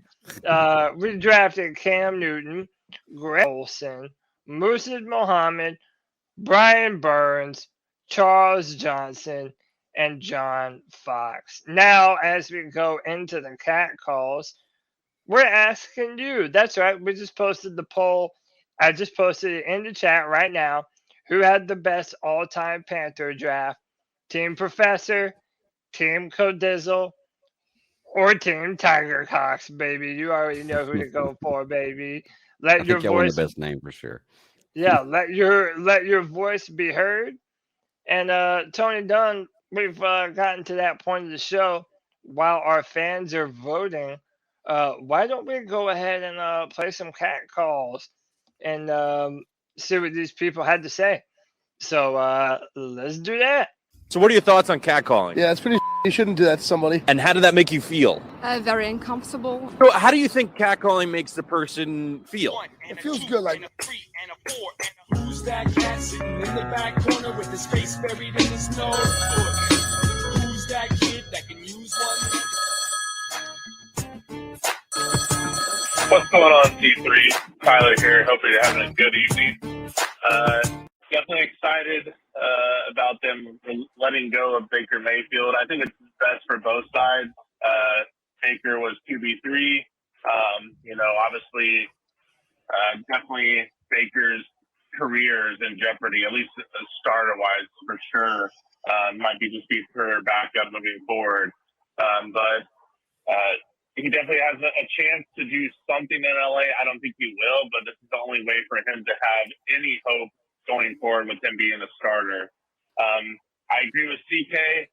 If he does do well in LA, it's a huge indictment to Ben McAdoo. And I don't think we're talking about Ben McAdoo as much as we should, and just as a Panthers fan base. Because, yes, we've had bad quarterback play, but I just feel like the play calling, I just feel like what we have, offensive line as well is really good. We have a good running game. I get like quarterback is important. You need consistency at the quarterback position, but I just feel like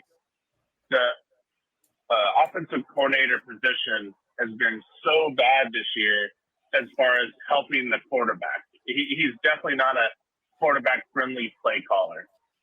And, obviously we know he's going to be gone at the end of the season, but that's where I'm really intrigued to see not only who's going to be our head coach moving forward, but who's going to be that offensive coordinator developing Matt Corral and possibly a quarterback that we draft in the future. Something to think about. But definitely think Baker is not going to be doing anything in LA. My brother-in-law, I live out here in Orange County, California. I'm originally from Charlotte, North Carolina. That's why I'm a Panthers fan. Keep pounding. But my brother-in-law is a LA Rams fan, and he was pissed and not happy that they picked up Baker Mayfield. I mean, he pretty much their season's kind of done anyway, but he wasn't excited at all. So he knows how he's been in Carolina. We'll see what Sam Darnold does against Seattle. It should be an interesting game. Definitely, they were both playing well, but haven't been playing that well recently. But still a good football team. So excited to see how we play. But hope you guys have a good night. Catch you on the next one. Keep batting. Tyler, appreciate the call, man. And that is a good point that NCK did bring it up earlier. If Baker Mayfield does have some semblance of success in Los Angeles, that is a pretty big indictment, I guess, on Ben McAdoo if that does happen. The problem is, do we even see that happening? I mean, Baker Mayfield going, it's past the midway point to the season. He's going to a team that already has a ton of injuries. They're on the downslide. You have a coach in Sean McVay who runs a very complicated West Coast style offense. I just don't know that this is even an opportunity for Baker to even be successful. Granted, if he does start, I kind of think it's out of necessity and that the Rams just really have no other choice. But what do you guys think? Does Baker have any shot of being successful at all this year? Not this year, I don't think. I think even if he could come up to be a decent quarterback, just the turnaround's too quick right now. First of all, he's going to play this Thursday. Yeah. I mean, I guess it really just depends on coaching. But football's basic. I mean, you can have basic plays, and you don't have to have But based on what I've seen this year, there's nothing that makes me believe he's going to be a good quarterback this year. He's having a bad year. He may not be garbage. He may not be done, but he's having a bad year. I'll tell you what, this does solidify. Okay. It does solidify that OBJ will not be going back to the Rams. Yeah, that's a good way to get him to come back. Yeah, for sure. All right, let's go to the next call. What's up, C3? It's Anthony from Charlotte. What's up, Anthony? Well, Baker got released.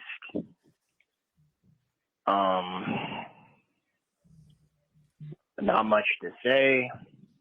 I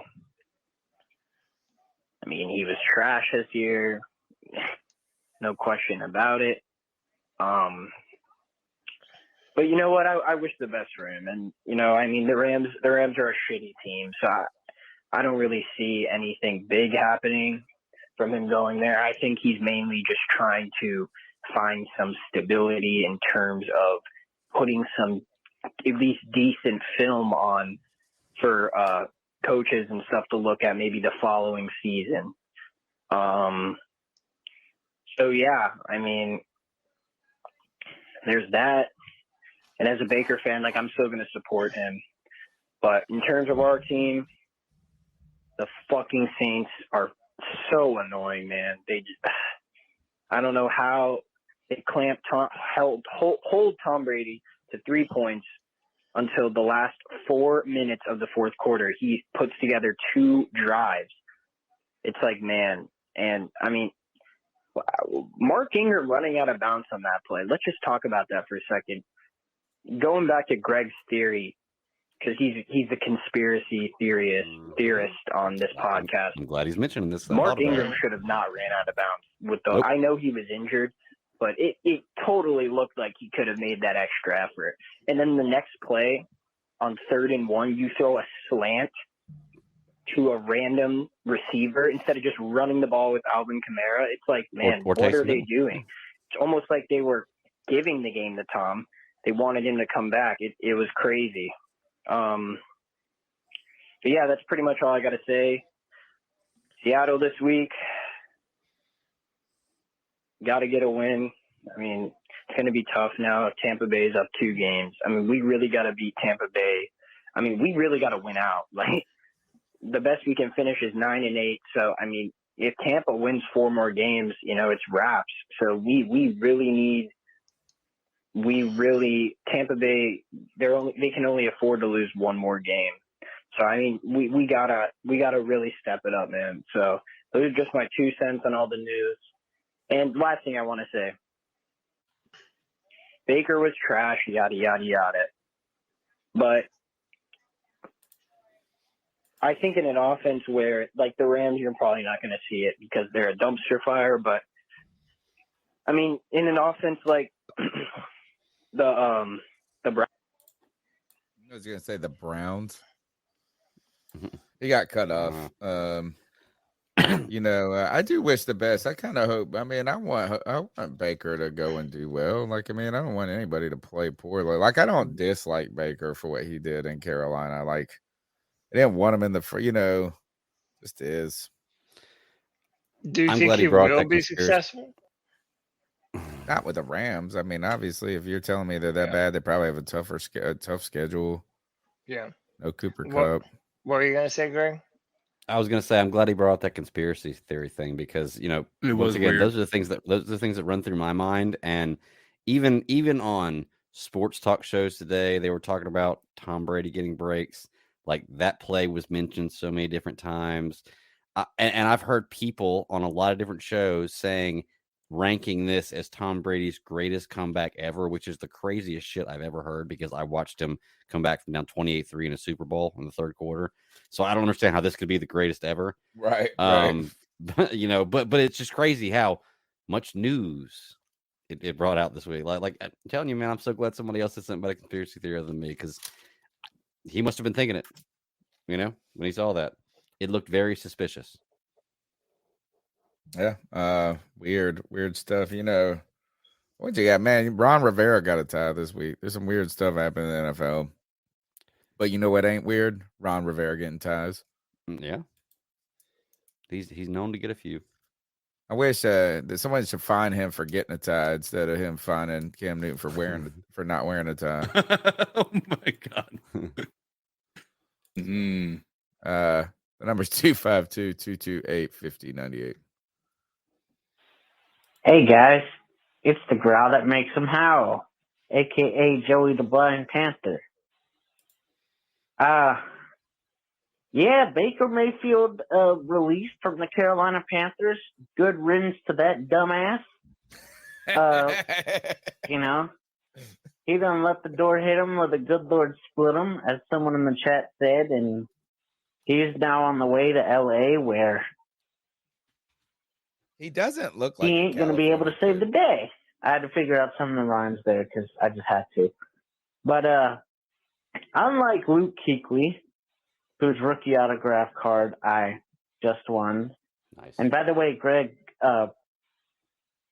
put your email in the chat, and I'll email you my address. Okay. But anyway, yeah, I'm really happy that Baker Mayfield is not a burden to this team.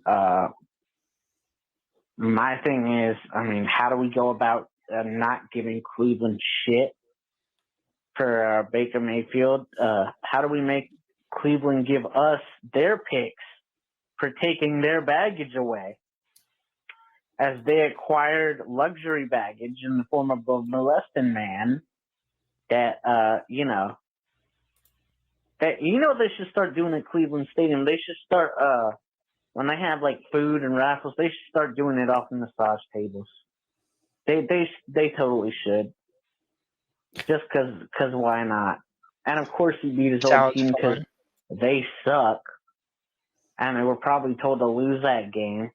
You know, if you're one of the people who believes the NFL is rigged, which I know some on this show are, and I ain't gonna go there. Never mind. But yeah. Lots of He's not a part of conspiracy. this team, and I'm really happy about that. Really happy we were able to donate to a wonderful Panthers charity, because as Panther Nation, that's what we should do around the holidays. You know, That's right. There are some fans who are very little talk or very little walk, a whole shit ton of talk, and I ain't talking about literally like Cody. I'm talking about, you know, somebody who I'm waiting on his ass to call in and defend himself for what I said last Tuesday night, but I know he ain't going to do it, but that's beside the point. But by the way, Cody, before I go, you should do stand-up comedy. Oh, wait. Did you see that one coming? Wow. Oh, God. I guess that's my first joke. My name is Cody Lashley, and I'm a stand-up comedian. And then when everyone laughs, I'm like, "Oh, how dare you? That's ableist, you pieces of shit." Are you muted, Tony? I don't know if you're talking or not. Tony, are you talking? You're muted. I think he is. I am muted. There you go. You pulled a The Greg. funny part about this is I was the one that made a joke about him being blind, and he came after you, Cody. You're catching strays, bro. I know. What the hell, Joe? But he did say he voted for me in the poll because he has to support other handicaps. So at least there's some solidarity there. Yeah. All right. Let's go to the next call. The number is 252-228-5098. Well, ain't that some shit? Bye, bye, Miss American Pie. Yeah, no, I'm happy as shit that Baker's gone. And I'm not trying to be that guy, but Tony, I told you he was that fucking terrible. Like, I went and I saw him at practice up here in New England, and he looked like trash, man. And isn't that just a lesson to everybody, too? It's like, sometimes being patient just works out. Look at PJ. PJ went from being the guy that was going to be off the roster in the preseason to being the backup, to being the guy starting for a while, to now being the backup behind Sam Darnold. Like, if there isn't an instant where, or if there isn't a case where PJ could be named the starter again at the end of the season, like, I don't know any other case for that. Like, this, like I told you guys on Tuesday, this year has been a year, and, like, it just keeps getting more interesting. Like, there's no other way to put it. Yeah. You know, it's like, hey, I don't know what season I'd rather have. Be the Houston Texans, be absolutely terrible, or be us and at least have some sort of entertainment out of it. Firing our coach halfway through the season, changing our starting quarterback 20 fucking times for a week 7. Like, TV show. Greg, you're on to something. Damn it. You're on to something. Dude. Hey, message me if you know anything about Hillary Clinton. Don't say it out loud, okay? You might get off. Like, let's get this information out there. All right, guys. Let the show keep pounding. Keep pounding, man. Big time conspiracy stuff. I'm telling you, man. Need to People know notice. about Bankman Fried. That's what we want to know. We want to know the deets on him, the man with the bad guy name who's ruined cryptocurrency, and now maybe the stock market after today. That's the FTC guy. Yeah. Oh, also related to Tom Brady in a way. Yeah. Can I just piggyback on what Nick just said? Look, man, considering everything that we've been through this year, the quarterback carousel, the exodus of Fat Fool, Steve Wilkes' ascension to the interim head coach, I agree with Nick, man. This has been a fun season. I'm having more fun this season than I did the previous 2. I have no problem saying that. It didn't turn out, or it hasn't yet turned out the way we wanted it. But man, there's been some really bad football games. There's been some really good Panther football games. But at the end of the day, we're still here. I go, sounding like Matt Rule. At the end of the day, we're still competing for something, man. The Panthers are still competing for the division. We have something out ahead of us. We have things that we see about our team that we want to build on for next season. And I just think that it's been a great season, man. I've had far more fun this season than I did the previous two. I don't know about y'all, but I definitely agree with Nick. Do you know part of the reason why you feel better? May not be the whole thing, is because you know that no matter what going into next year, we're in a better position than we were coming into this year because there's no Matt Rule. Yes, right. Like that's the thing. I know I'm going to be in a better position because there's no Matt Rule. Yeah. So there's no Matt Rule. Yeah. You mean there's no Matt Rule? In the world, he's saying that Matt Rule was dead. I mean, no Matt You Rule. mean this on the Matt team. Rule, Cody Lashley, haunting you from the ping pong table? Oh God! Is that his This wife? Matt Rule? Is that his wife? Down. Is that his wife? Take it Hold on, down. no. Can you take That down is half not of his that, wife. please? It's Maverick's mom. Whoever he said, Maverick's mom for the win. Oh, guess what he's doing? Recruiting. He's out there. Fucking look at this. I'll take care of your boy. Lying to her, man. You know what? You know Lying what? She to her. kinda like lying to her like her blonde hair is lying to us. He's slipping this. her some cash. Get your He boy brought over her to the out. house. He's like, hey, Bro, why like don't we did this y'all- all the time in the Panthers locker room. I'm really good at this. Look at this, Cody. Yeah, exactly. Rule's wife is the 4. Yeah, that's messed up. Yeah. I mean, Did he may you see still the be thing? shooting I up. saw somebody tweet. Oh, I think I said this in the Friday free for all. Hold on, there's one other. Look at him. He's out on the recruiting trail. Look at these nerds. Look at this picture right here. Can you get a worse picture? I mean, come on, wear Look, something this other than guy those looks shorts, like kid. he's wearing a Christmas tree hat. Yeah, and it's a really. Christmas tree in the background. His shorts are ridiculous. His dad, Socks. and then guess who the biggest dweeb Rule of looks all out of of them place. is? It's Matt the Rule looks 64 like million such a high dork, Matt dude. Rule. I'm so He happy to be looks here. like such a dweeb. Hold on, there was something I saw this. I just want to. God, has he been tweeting this much? Oh no, Yeah, this is from man. November PR guy. 25th. Nah, He's made like $70 million the other day. I'm sure he's got a PR Dude, guy.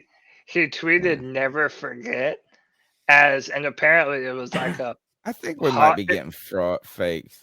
But dude, so he tweeted "Never forget." I think that's it right there. I don't know. I can hardly see. But, Never again. Never again. Right. So apparently it was like a Holocaust remembrance type thing. Like never again will we let this happen. But dude, past Twitter did not know that, and they just retweeted. They just retweeted the shit out of it, just absolutely flaming this man. Dude, some of the responses. God, some of them were hilarious. Some of them were just flat out mean, even by my Man, like you standards. shame that man right there. Yeah, I dude. can Like see it. people were going after that dude. Does he look like he's So- standing on his tiptoes? Like, look at that Look picture. at Matt Rule this. looks Look like he's at how standing on his bad tippy this toes. picture. Look at this. I don't know what to do with my hands. I don't know what to do with my hands. Like, It looks like he's like, Yeah, I don't know what to do with my hands. I tried. I was worried about that with Deshaun Watson too, and I was trying to trade for him. And I told you I wasn't trying to trying to make the big trade. He said I would have made a big trade or gotten a free agent acquisition if he would have known that what the plan was shortened. He literally went after all of that, and they Yeah. just couldn't do it. He was like, "Oh, I would have lived in a world where I actually got Deshaun Watson." Yeah, but at the end of the day, you know. At the end of the day, look at this. Look at this. Oh, look at this.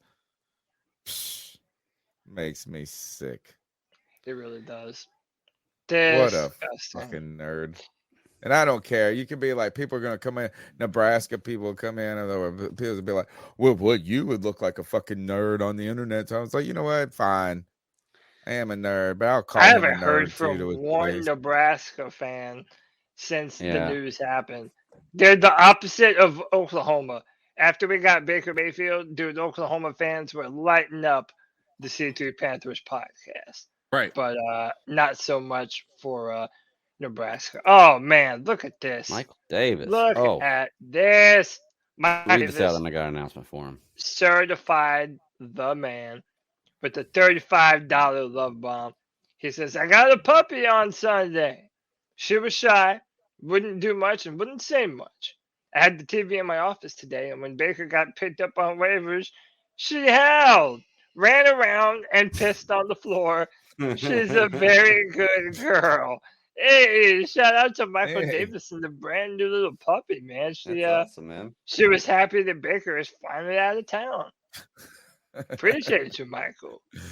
And Greg we're just said- happy for your patron saint donation. Thank you Yeah, very much. The man. that was what I was going to mention. I forgot to mention it when we were doing the drawings earlier to Michael Davis, man. We appreciate everybody who contributed to the charity drive, but Michael Davis was by far the biggest contributor. Oh, and I was hoping that I was going to pull your name so you get one of those cards, but even because I didn't, just hit me up however you can, man. I got a 12x12 C3 Panthers podcast decal for you. So let me know. Hit me up. Perfecto. Appreciate everything. He put his Gmail. Greg. Yeah, I put the Gmail for my show, for my other show, or the old one. I haven't changed the name of that Gmail yet. So. No, shout out to Michael. You're the man, dude, and congrats on that cute new puppy. Tell us in the chat what kind of dog it is, man. Dogs are great. I just got a puppy not too long ago. Golden Doodle. It's like 5 months old. He's got to go get cut Thursday. Not like his hair. Never had a dog where you got to get him haircuts. Yeah, first time ever for me. To be a second experience there. I thought you meant them nuts was getting cut. I know. That's 252. I've had plenty of dogs where that happened. The haircut's the scary part to me. 252-228-5098. Don't cut my hair. Don't cut Cody's hair. Call into the C3 Panthers podcast. Next call. Hey guys, it's A.U. Lincoln out of North Alabama.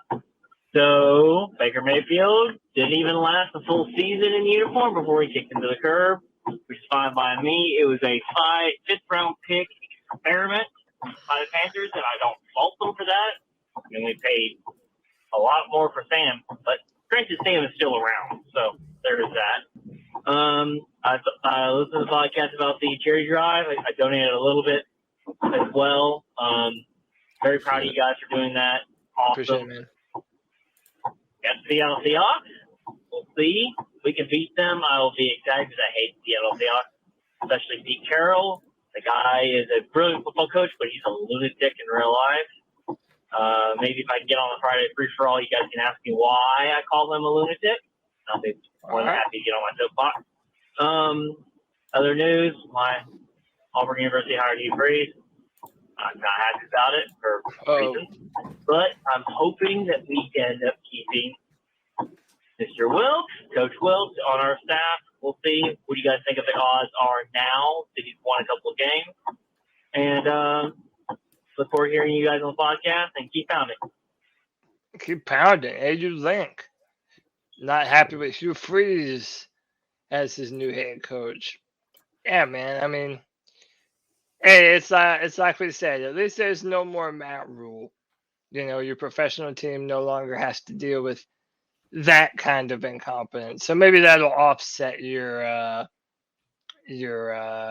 distaste for your college coach. Yeah. See, more calls. I think he asked, the question was, do you think we're keeping Wilkes? And I think that with every week his position gets stronger.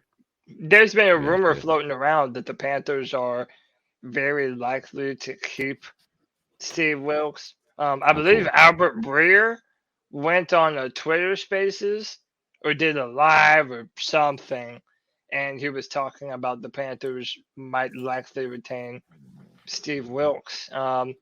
And I at this point, I think it's for the best. I mean, no matter what happens this season, the fact that we've even gotten as much out of this team as we have is nothing short of a miracle considering how it was going. And you get to have an off season where Steve Wilks gets to, build this team as he would wish to build it as a head coach, with the quarterback position and just filling out the rest of the coaching staff. So, I mean, pretty much at this point, there isn't much that Steve could do to make me disappointed if he did end up being the head coach. No doubt. Admirable job he's done so far. The question is, like, who are we going to get that's going to be better? And, some people think, Harbaugh's name has been out there. Yeah. And I don't know if you have the same fear that you had from like a college coach. It's kind of like a Pete Carroll hire in a way. As a guy who's had success at both levels. I don't know. The number's 252-228-5098. Hey guys, Chuck from Elizabeth City, aka Carolina Sports Guy. What up, Chuck? I guess the only thing I want to say, Robbie Henderson left and hadn't nobody heard of him since. CMC's been traded, and all we hear about is, oh my God, how great he's going to do for San Fran. Like they're holding him back. Could care less. Matt Rule, what an idiot. Enough said. But Baker Mayfield takes the cake. Because the one lasting memory I'm going to have of that idiot is headbutting everyone with a helmet, and he didn't have one. And I'm wondering if he can even play for the Rams because he should be in concussion protocol. He's not holding back. Not holding back. Nope. All right. I guess, man. Yeah, over there. Everybody's sleepy. This one seems like a short call. The number's 252-228-5098. Also, while it may be unlikely, like Cody is saying, man, let's go. Let's win out. Let's win out. Then Steve Wilks can have the job. Let's make the playoffs. Then bro can have it. Let's make the playoffs. Go against all odds. So, is this caller saying that if we don't, he shouldn't get it? Is that what he's implying, that we need to win out for him? Because it sounded like he was championing for it, but then it kind of sounded like he said, like, let's win out, then he can get it. But I don't know. That was a little confusing. But yes, let's win out. I agree. I'm down. I'm on that train now. Let's do it. But I'm already on the Steve Wilks train for next year. I've been on that train, man. I want Steve Wilks to win out. Hey, could you imagine how crazy it would be if we got to end our season with a home game here in Carolina? Like, after all this craziness that we've been through. And hey, that would be a great story for Steve Wilks, where no matter what happens in the future, you can say that you were the coach of the Panthers and you took them to the playoffs. Took the 1-5 Panthers to the playoffs. Yeah, that would be incredible, man. Mm-hmm. Hey, look, this is going like my fantasy year. I started out 1-5 in both my leagues, and after this week, after last week, I'm in the playoffs. And if I win next week, I'm there too. The Panthers are following the same path, man. Just getting hot at the right time, starting slow. So Hubert Davis took the Tar Heels to the championship in their first football year. for the first time ever. Oh, dude, this is my first year that I've ever been I'm coming for you, Cody. Playing fantasy football. Hey, dude, I started 5-0, and now I'm 9-4. I'm the number 1 seed right now, so let's go, boy. Let's do it. Greg, I sent you something in the private chat. All right. Not private, but it's in Canva already started. The number is 252-228-5098. He's got a little bit more to say on the same thing, but he's got short calls. So so sorry I called up again. Real quick, my big Steve Wilks thing was how his 3 wins were against losing teams at home, and how he's 3-4. I also wanted to mention, after the deflating loss to Atlanta, he got blown out 35-0 on the road the following week. So it seems like the head coach really had the troops ready. Not trying to be a Debbie Downer on my team. Just wanted to be quick and honest real quick. So, yeah.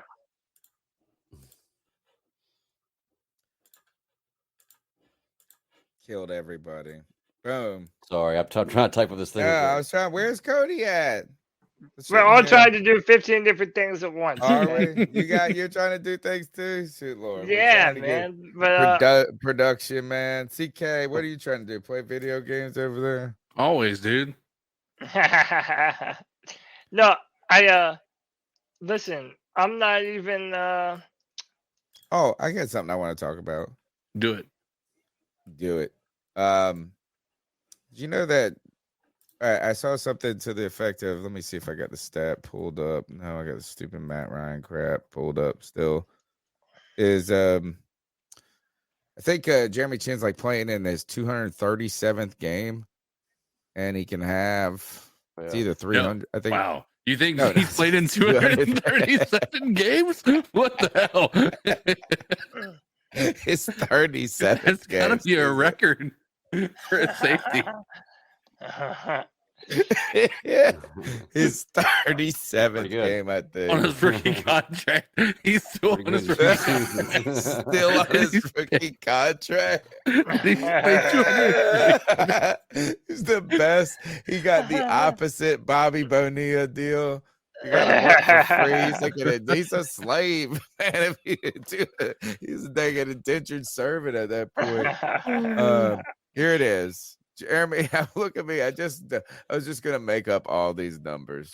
You know what I'm saying? I was about to try to paraphrase this tweet and say nothing accurately. Jeremy Chin needs 46 more tackles. Let's figure that out to reach 300. So that means he's at 254. 254 tackles, right? He needs right like now? 7. He needs like 6.5 to get there per game. Jeremy Chin has played 37 career games, not 227, but 37 career games. And only Luke Kuechly and John Beeson reached 300 career tackles before their 44th game as a Carolina Panther. So he'll need to average why does he have 7. to write it this cryptic? Why can't he tell us? What does that mean? Luke Kuechly and they got it in their 43rd game?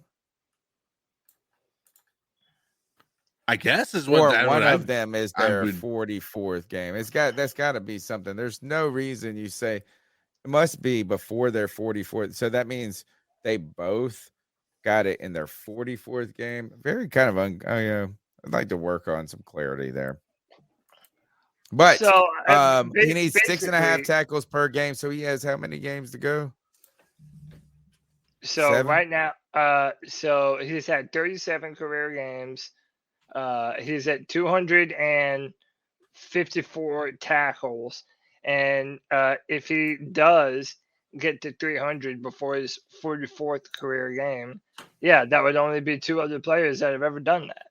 That's Luke Kuechly and John Beeson. Basically, Who are they? You ever heard of them? I never. Our man Jeremy Chin is starting to reach that rare air, that rare Panther air, and that some of the greats have ever accomplished. He's pivotal to our defense. I tell you this, who are those guys? I never heard of. Oh, wait a second, I did. Greg gave away signed autograph cards of both of those tonight to people who donated to, or the winners of the people who donated to the charity draft. John Beeson and Luke Kuechly. Both of those cards were given away tonight. We have one last call. Here we go. What up, C3? Stacks chilling here. Just want to throw up and just kind of bring up something that I haven't heard yet. No one's been talking about the new beard. Sammy Darnold's rocking. Fear the I think it beard. could be the reason why we won. Hopefully he keeps that beard and we keep on winning playoffs, baby. Go Wilkes. Go Wilkes. Beards are very powerful. I derive a lot from mine. That's right, man. Fear the beard. You know, I'm a firm believer that there's power in your hair. You know, however you can grow it, man, from your face, from your head, you know, you should celebrate the hair that you have, you know. And I feel like maybe, you know, without the beard, Sam Darnold just played cowardly. He was afraid of pressure. He was afraid of throwing interceptions. But now that he's got that beard, he's got that confidence, baby. He just needs some illustrious beard oil to keep that thing shiny and bright and full and healthy. And I'm loving it, man. I think that 100% has helped Sam become a better quarterback. You were mentioning, Cody, that the one thing is that Matt ruled that the Nebraska people, we haven't heard anything from the Nebraska people.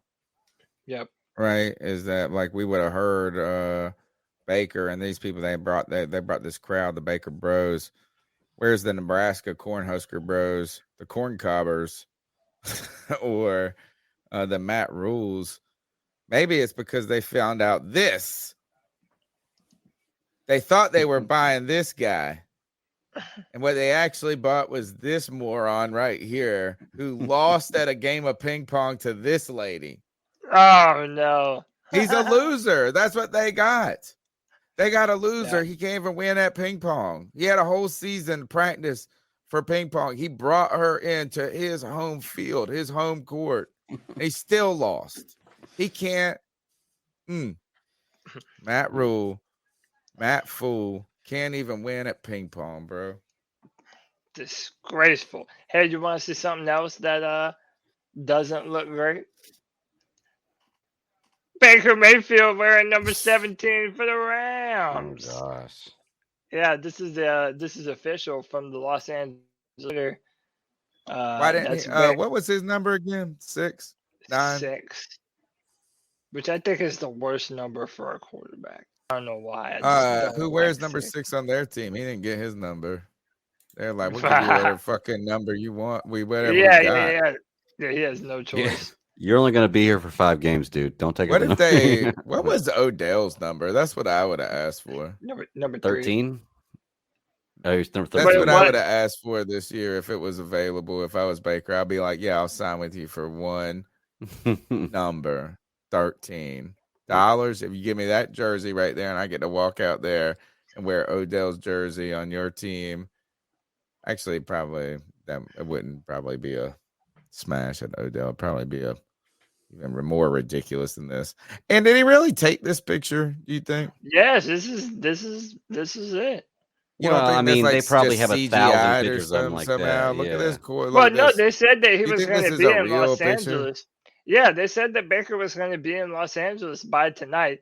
The news broke a long time ago. I'm assuming that he's been out there for a while. Yeah, I don't think it's nothing for him to stop by the stadium and throw the pads on and take this picture. But hey, maybe I'm wrong. All I know is this is officially from the Twitter account of the Los Angeles Rams. He is. He doesn't look like a California guy. No. You know, that could have been Sam Darnold. Yeah. I mean, think about it. All right. That's it, man. Actually, I don't think we got. There are a couple of news. Let's just look around the NFL real quick. I want to do a little bit more of that in the show, and not take too long. But like we talked about, Jimmy Garoppolo's foot does not need surgery. They are going with Mr. Irrelevant at this point.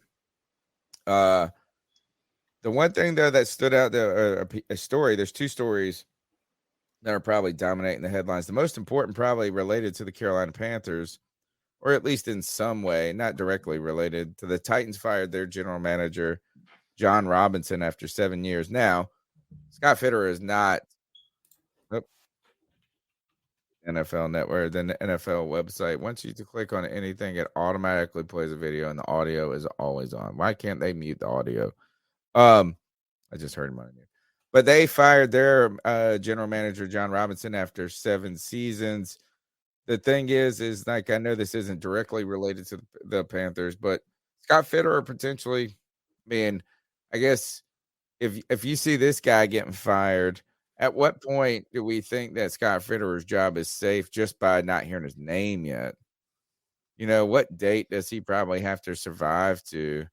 Would that be? If you're going to fire Scott Fitterer, you probably need to do it now if teams are doing that, right?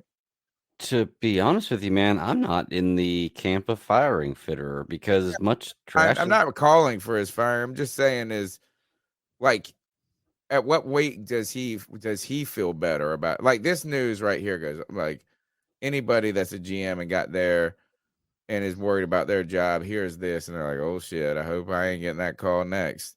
I don't But at think some point that Scott Fitterer's going to feel better if he maintains his job till say January or. I get that. I don't know. I just feel like he's in a position where I think he's probably pretty comfortable with his job. I don't feel like he feels he's on the hot seat. I mean, we've been in some weird positions, but all in all, the team has gotten better, built young and stronger, and we have draft picks back. So, I mean, we've been kind of in a roller coaster ride with quarterbacks and signings and everything else, but in the end, we have a good defense. We fixed the offensive line. You know, we're a few players away from possibly being a legit team. Hell, we might win the division this year. Shit. Yeah, I mean, mean, insane. The other news item that stuck out to me was Robert Quinn is getting his knee scoped for the Eagles, sadly, and placed on injured reserve, and they had just traded for him this season. So some news around the NFL. That's about all I got to talk about. Also, the general manager for the Titans being We already fired. talked about that. Oh, you did? Yeah, Oh, you were doing something. Mm. Doing something. Oh. Yeah, actually, no. Why don't you tell us something about it other than what I was just trying to say is that would there's some sort of relationship between well, I would just say is like if Scott Fitterer makes it to say January, like at some point he has to feel better about his job. Not better, but like safe. There's like it's gonna be too late to fire. So I would say this is the first head that falls in the GM block. If he makes it to say Christmas, he's probably safe. Probably a little late in the game to go try to get a GM. Like you should be trying to get that GM right now, right? Or you gotta wait to interview people. What does it benefit? What does it benefit to get rid of him now? Huh? Well, so I would say this. Just a fresh start. One of the biggest catalysts that caused it was they traded away Brown.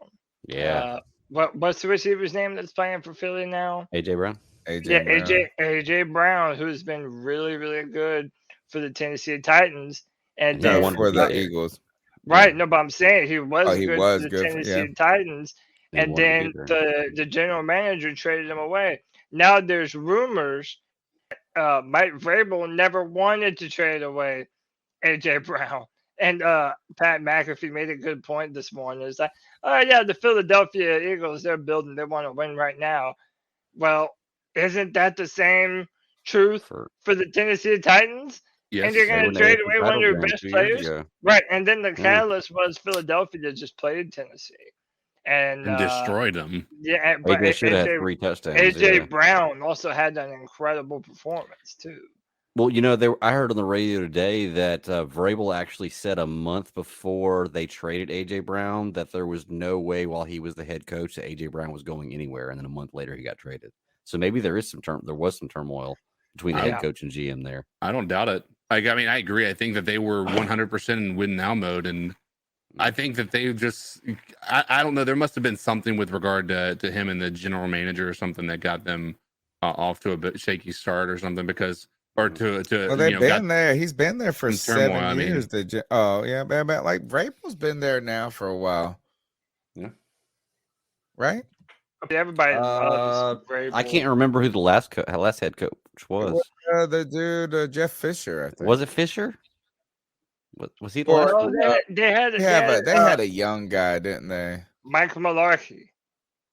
Oh no! So they've had 2. Somebody even before him because he was the guy that got fired. Somebody got fired, and Mike Mularkey took over as an interim, and maybe have kept that job. But remember, one of them they made the playoffs, and he was still fired. And I think that's when they brought in Mike Vrabel. Maybe it was Mularkey they fired. It definitely Mike wasn't first Vrabel. Hey, what's the name of the coach for the Lions? Dan Campbell. You know, Yeah. everybody loves that guy. Oh, he's a player's coach. He's a tough badass. Everybody wants to play for him. Dude, Mike Vrabel is who everyone thinks Dan Campbell is. Mike Vrabel actually is the man. Used to play. He's an actual good coach, and everybody loves to play for him. It's cool to see actual players that I remember playing that are coaching now and being successful. Like I'm at that age where I see players that I remember. Hey, I remember watching him. You know, Vrabel played us in that first Super Bowl, right? Mm-hmm. Believe so. Yeah, he was with the Pats. Damn. Do you got anything else, Tony? Lamar Jackson injury. Oh yeah, he hurt his PCL, right? They said days to weeks, which is very broad. Love that. That's basically like saying, well, when he gets healthy, he'll come back. I don't got anything else other than that. I mean, I want to talk football. I'm fine. Look, we have the opportunity to ice some fools up and get out of here at a reasonable time. Sadly, I just want to stay up till 2 o'clock in the morning and hang out with you guys. All right, let's ice some fools up.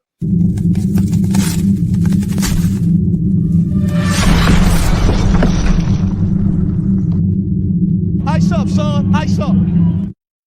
It's the longest running segment on the longest running podcast. It's the Ice Up segment. It's our homage to Steve Smith as we tell someone to ice up, toughen up to get it together. Everybody's fair game from myself. I like to ice myself up. I'll even ice up my family. And I'll even ice up kids in Oklahoma that I ain't ever met. Take that. I've done it before. Real kid. Iced them up on this podcast. Never met them. It's our homage to tell everything's fair game. What do you guys got for me tonight? You know, speaking of icing up kids, mine is short and sweet. And dude, some kids are the devil. They're just the devil, man, and they want to see you fail at everything you do, and they want to see you miserable, especially this little shit on the top balcony. This little shit. And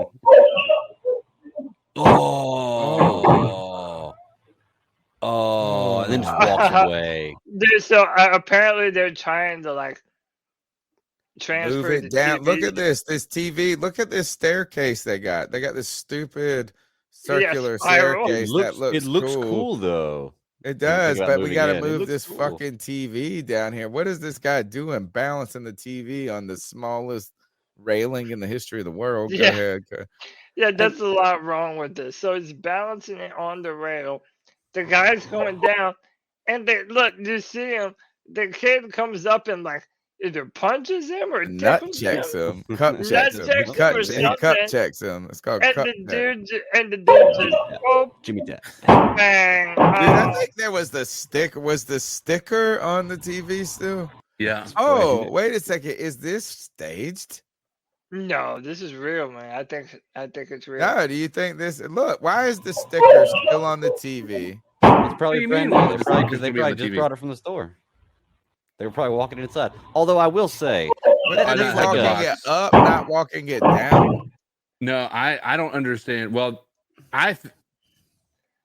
that part maybe. I don't know why they would be. Yeah, they're walking it down. That makes no sense to me. Why does it have the stickers on it and they're walking it out? That is good. See, look, the guy's solved an internet mystery. Aha. See, the guy on the spiral staircase is asking for him to hand it to me. Why would you hand it to him over the opening? Say hand it. Yeah, but how is he supposed to hand it to him? Look at this. Like, hand it to me. Like, and the thing is, too, that looks dumb. With nowadays with a TV like that, that's a 65-inch TV. Probably that's probably 40 pounds. That TV, like anybody should be able to lift that up by themselves. That's pretty simple. No, look at that thing is big, bro. I know, that's what I'm saying, dude. Have you seen new TVs? They're ridiculous. Lift that up and say, hand it to me. Like you can pass it like a business card. No, he should have done that. You're right. But I mean, both of you would have to be carrying this and you would be walking it together down the steps. They should have been. Yeah. They deserve what they got. Look at this guy. Look, he had a cloth there. Look, he got this cloth. Make sure it lands on the tricycle.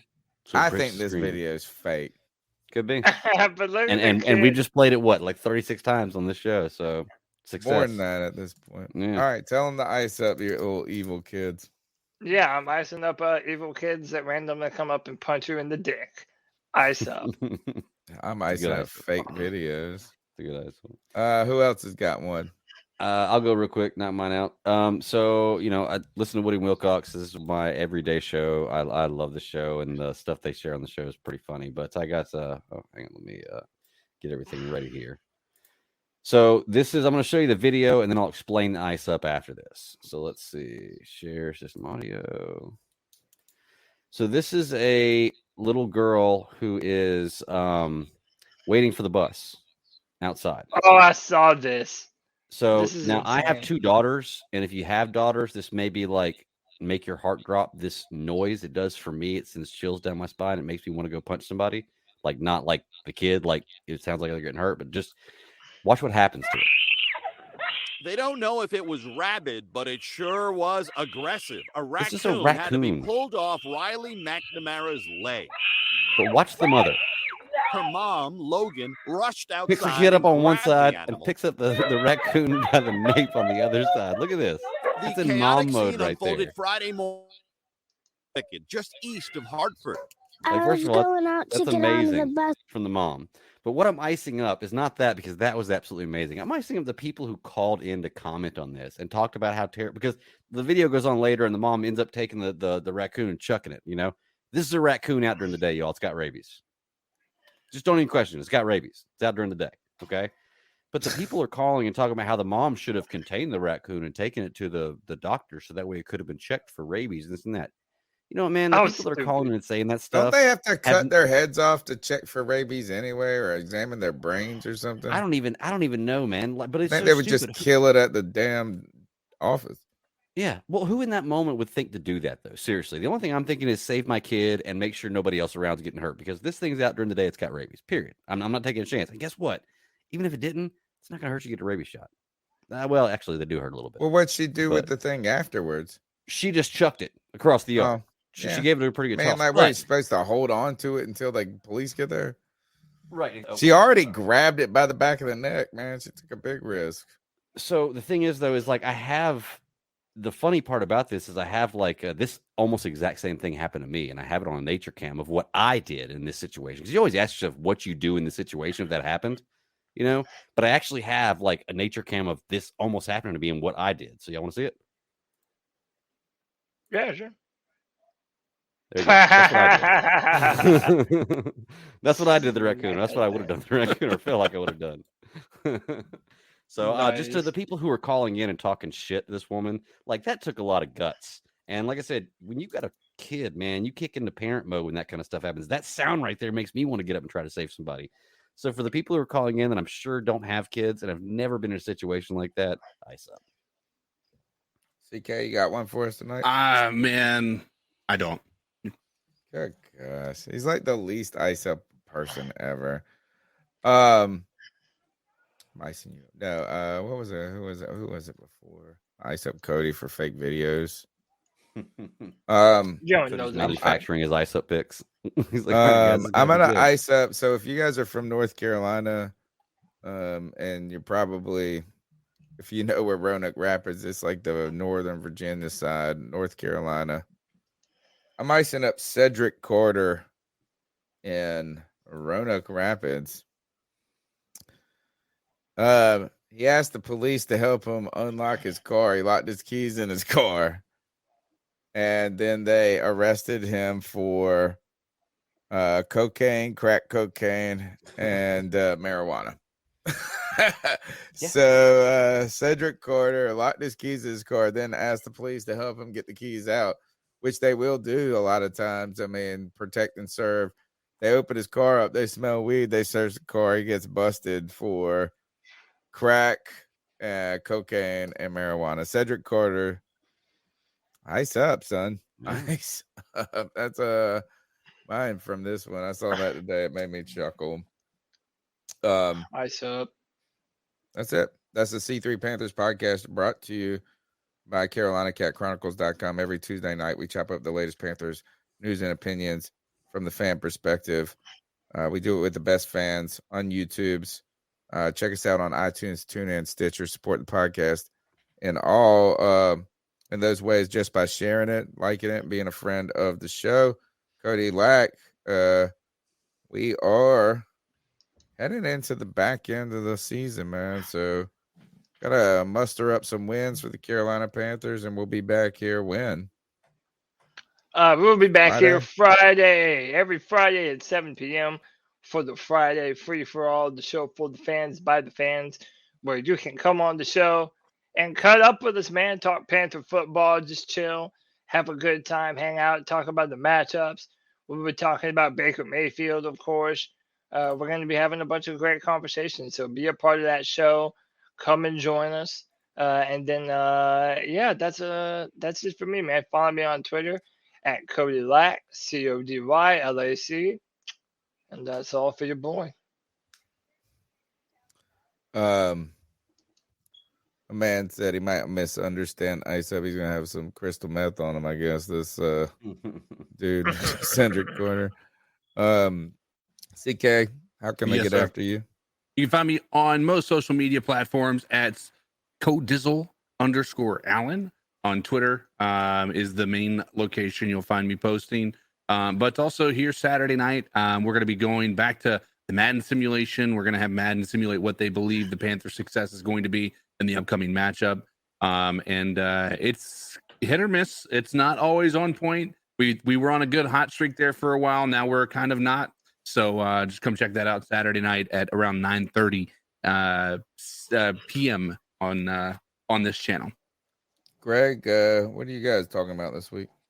Man, last week we started talking about Willow and Game of Thrones and all kinds of good stuff and some finales. Those shows are over, so I don't have a lot to talk about this week. But I actually lost power about midway through the show last week, and I wasn't able to talk Game of Thrones.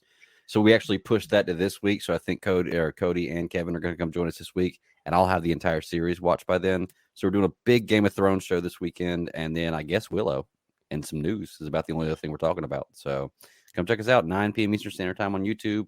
It's Geeks Chasing Squirrels Across the Multiverse. Fantastic stuff. My name's Tony Dunn. Follow me on Twitter. Follow me on Twitter at @cat_chronicles. Cody Lack, let's get out of here. We'll be back before you know it. Until next time, C3 Panther Nation, you already know what we're about to do. Keep pounding.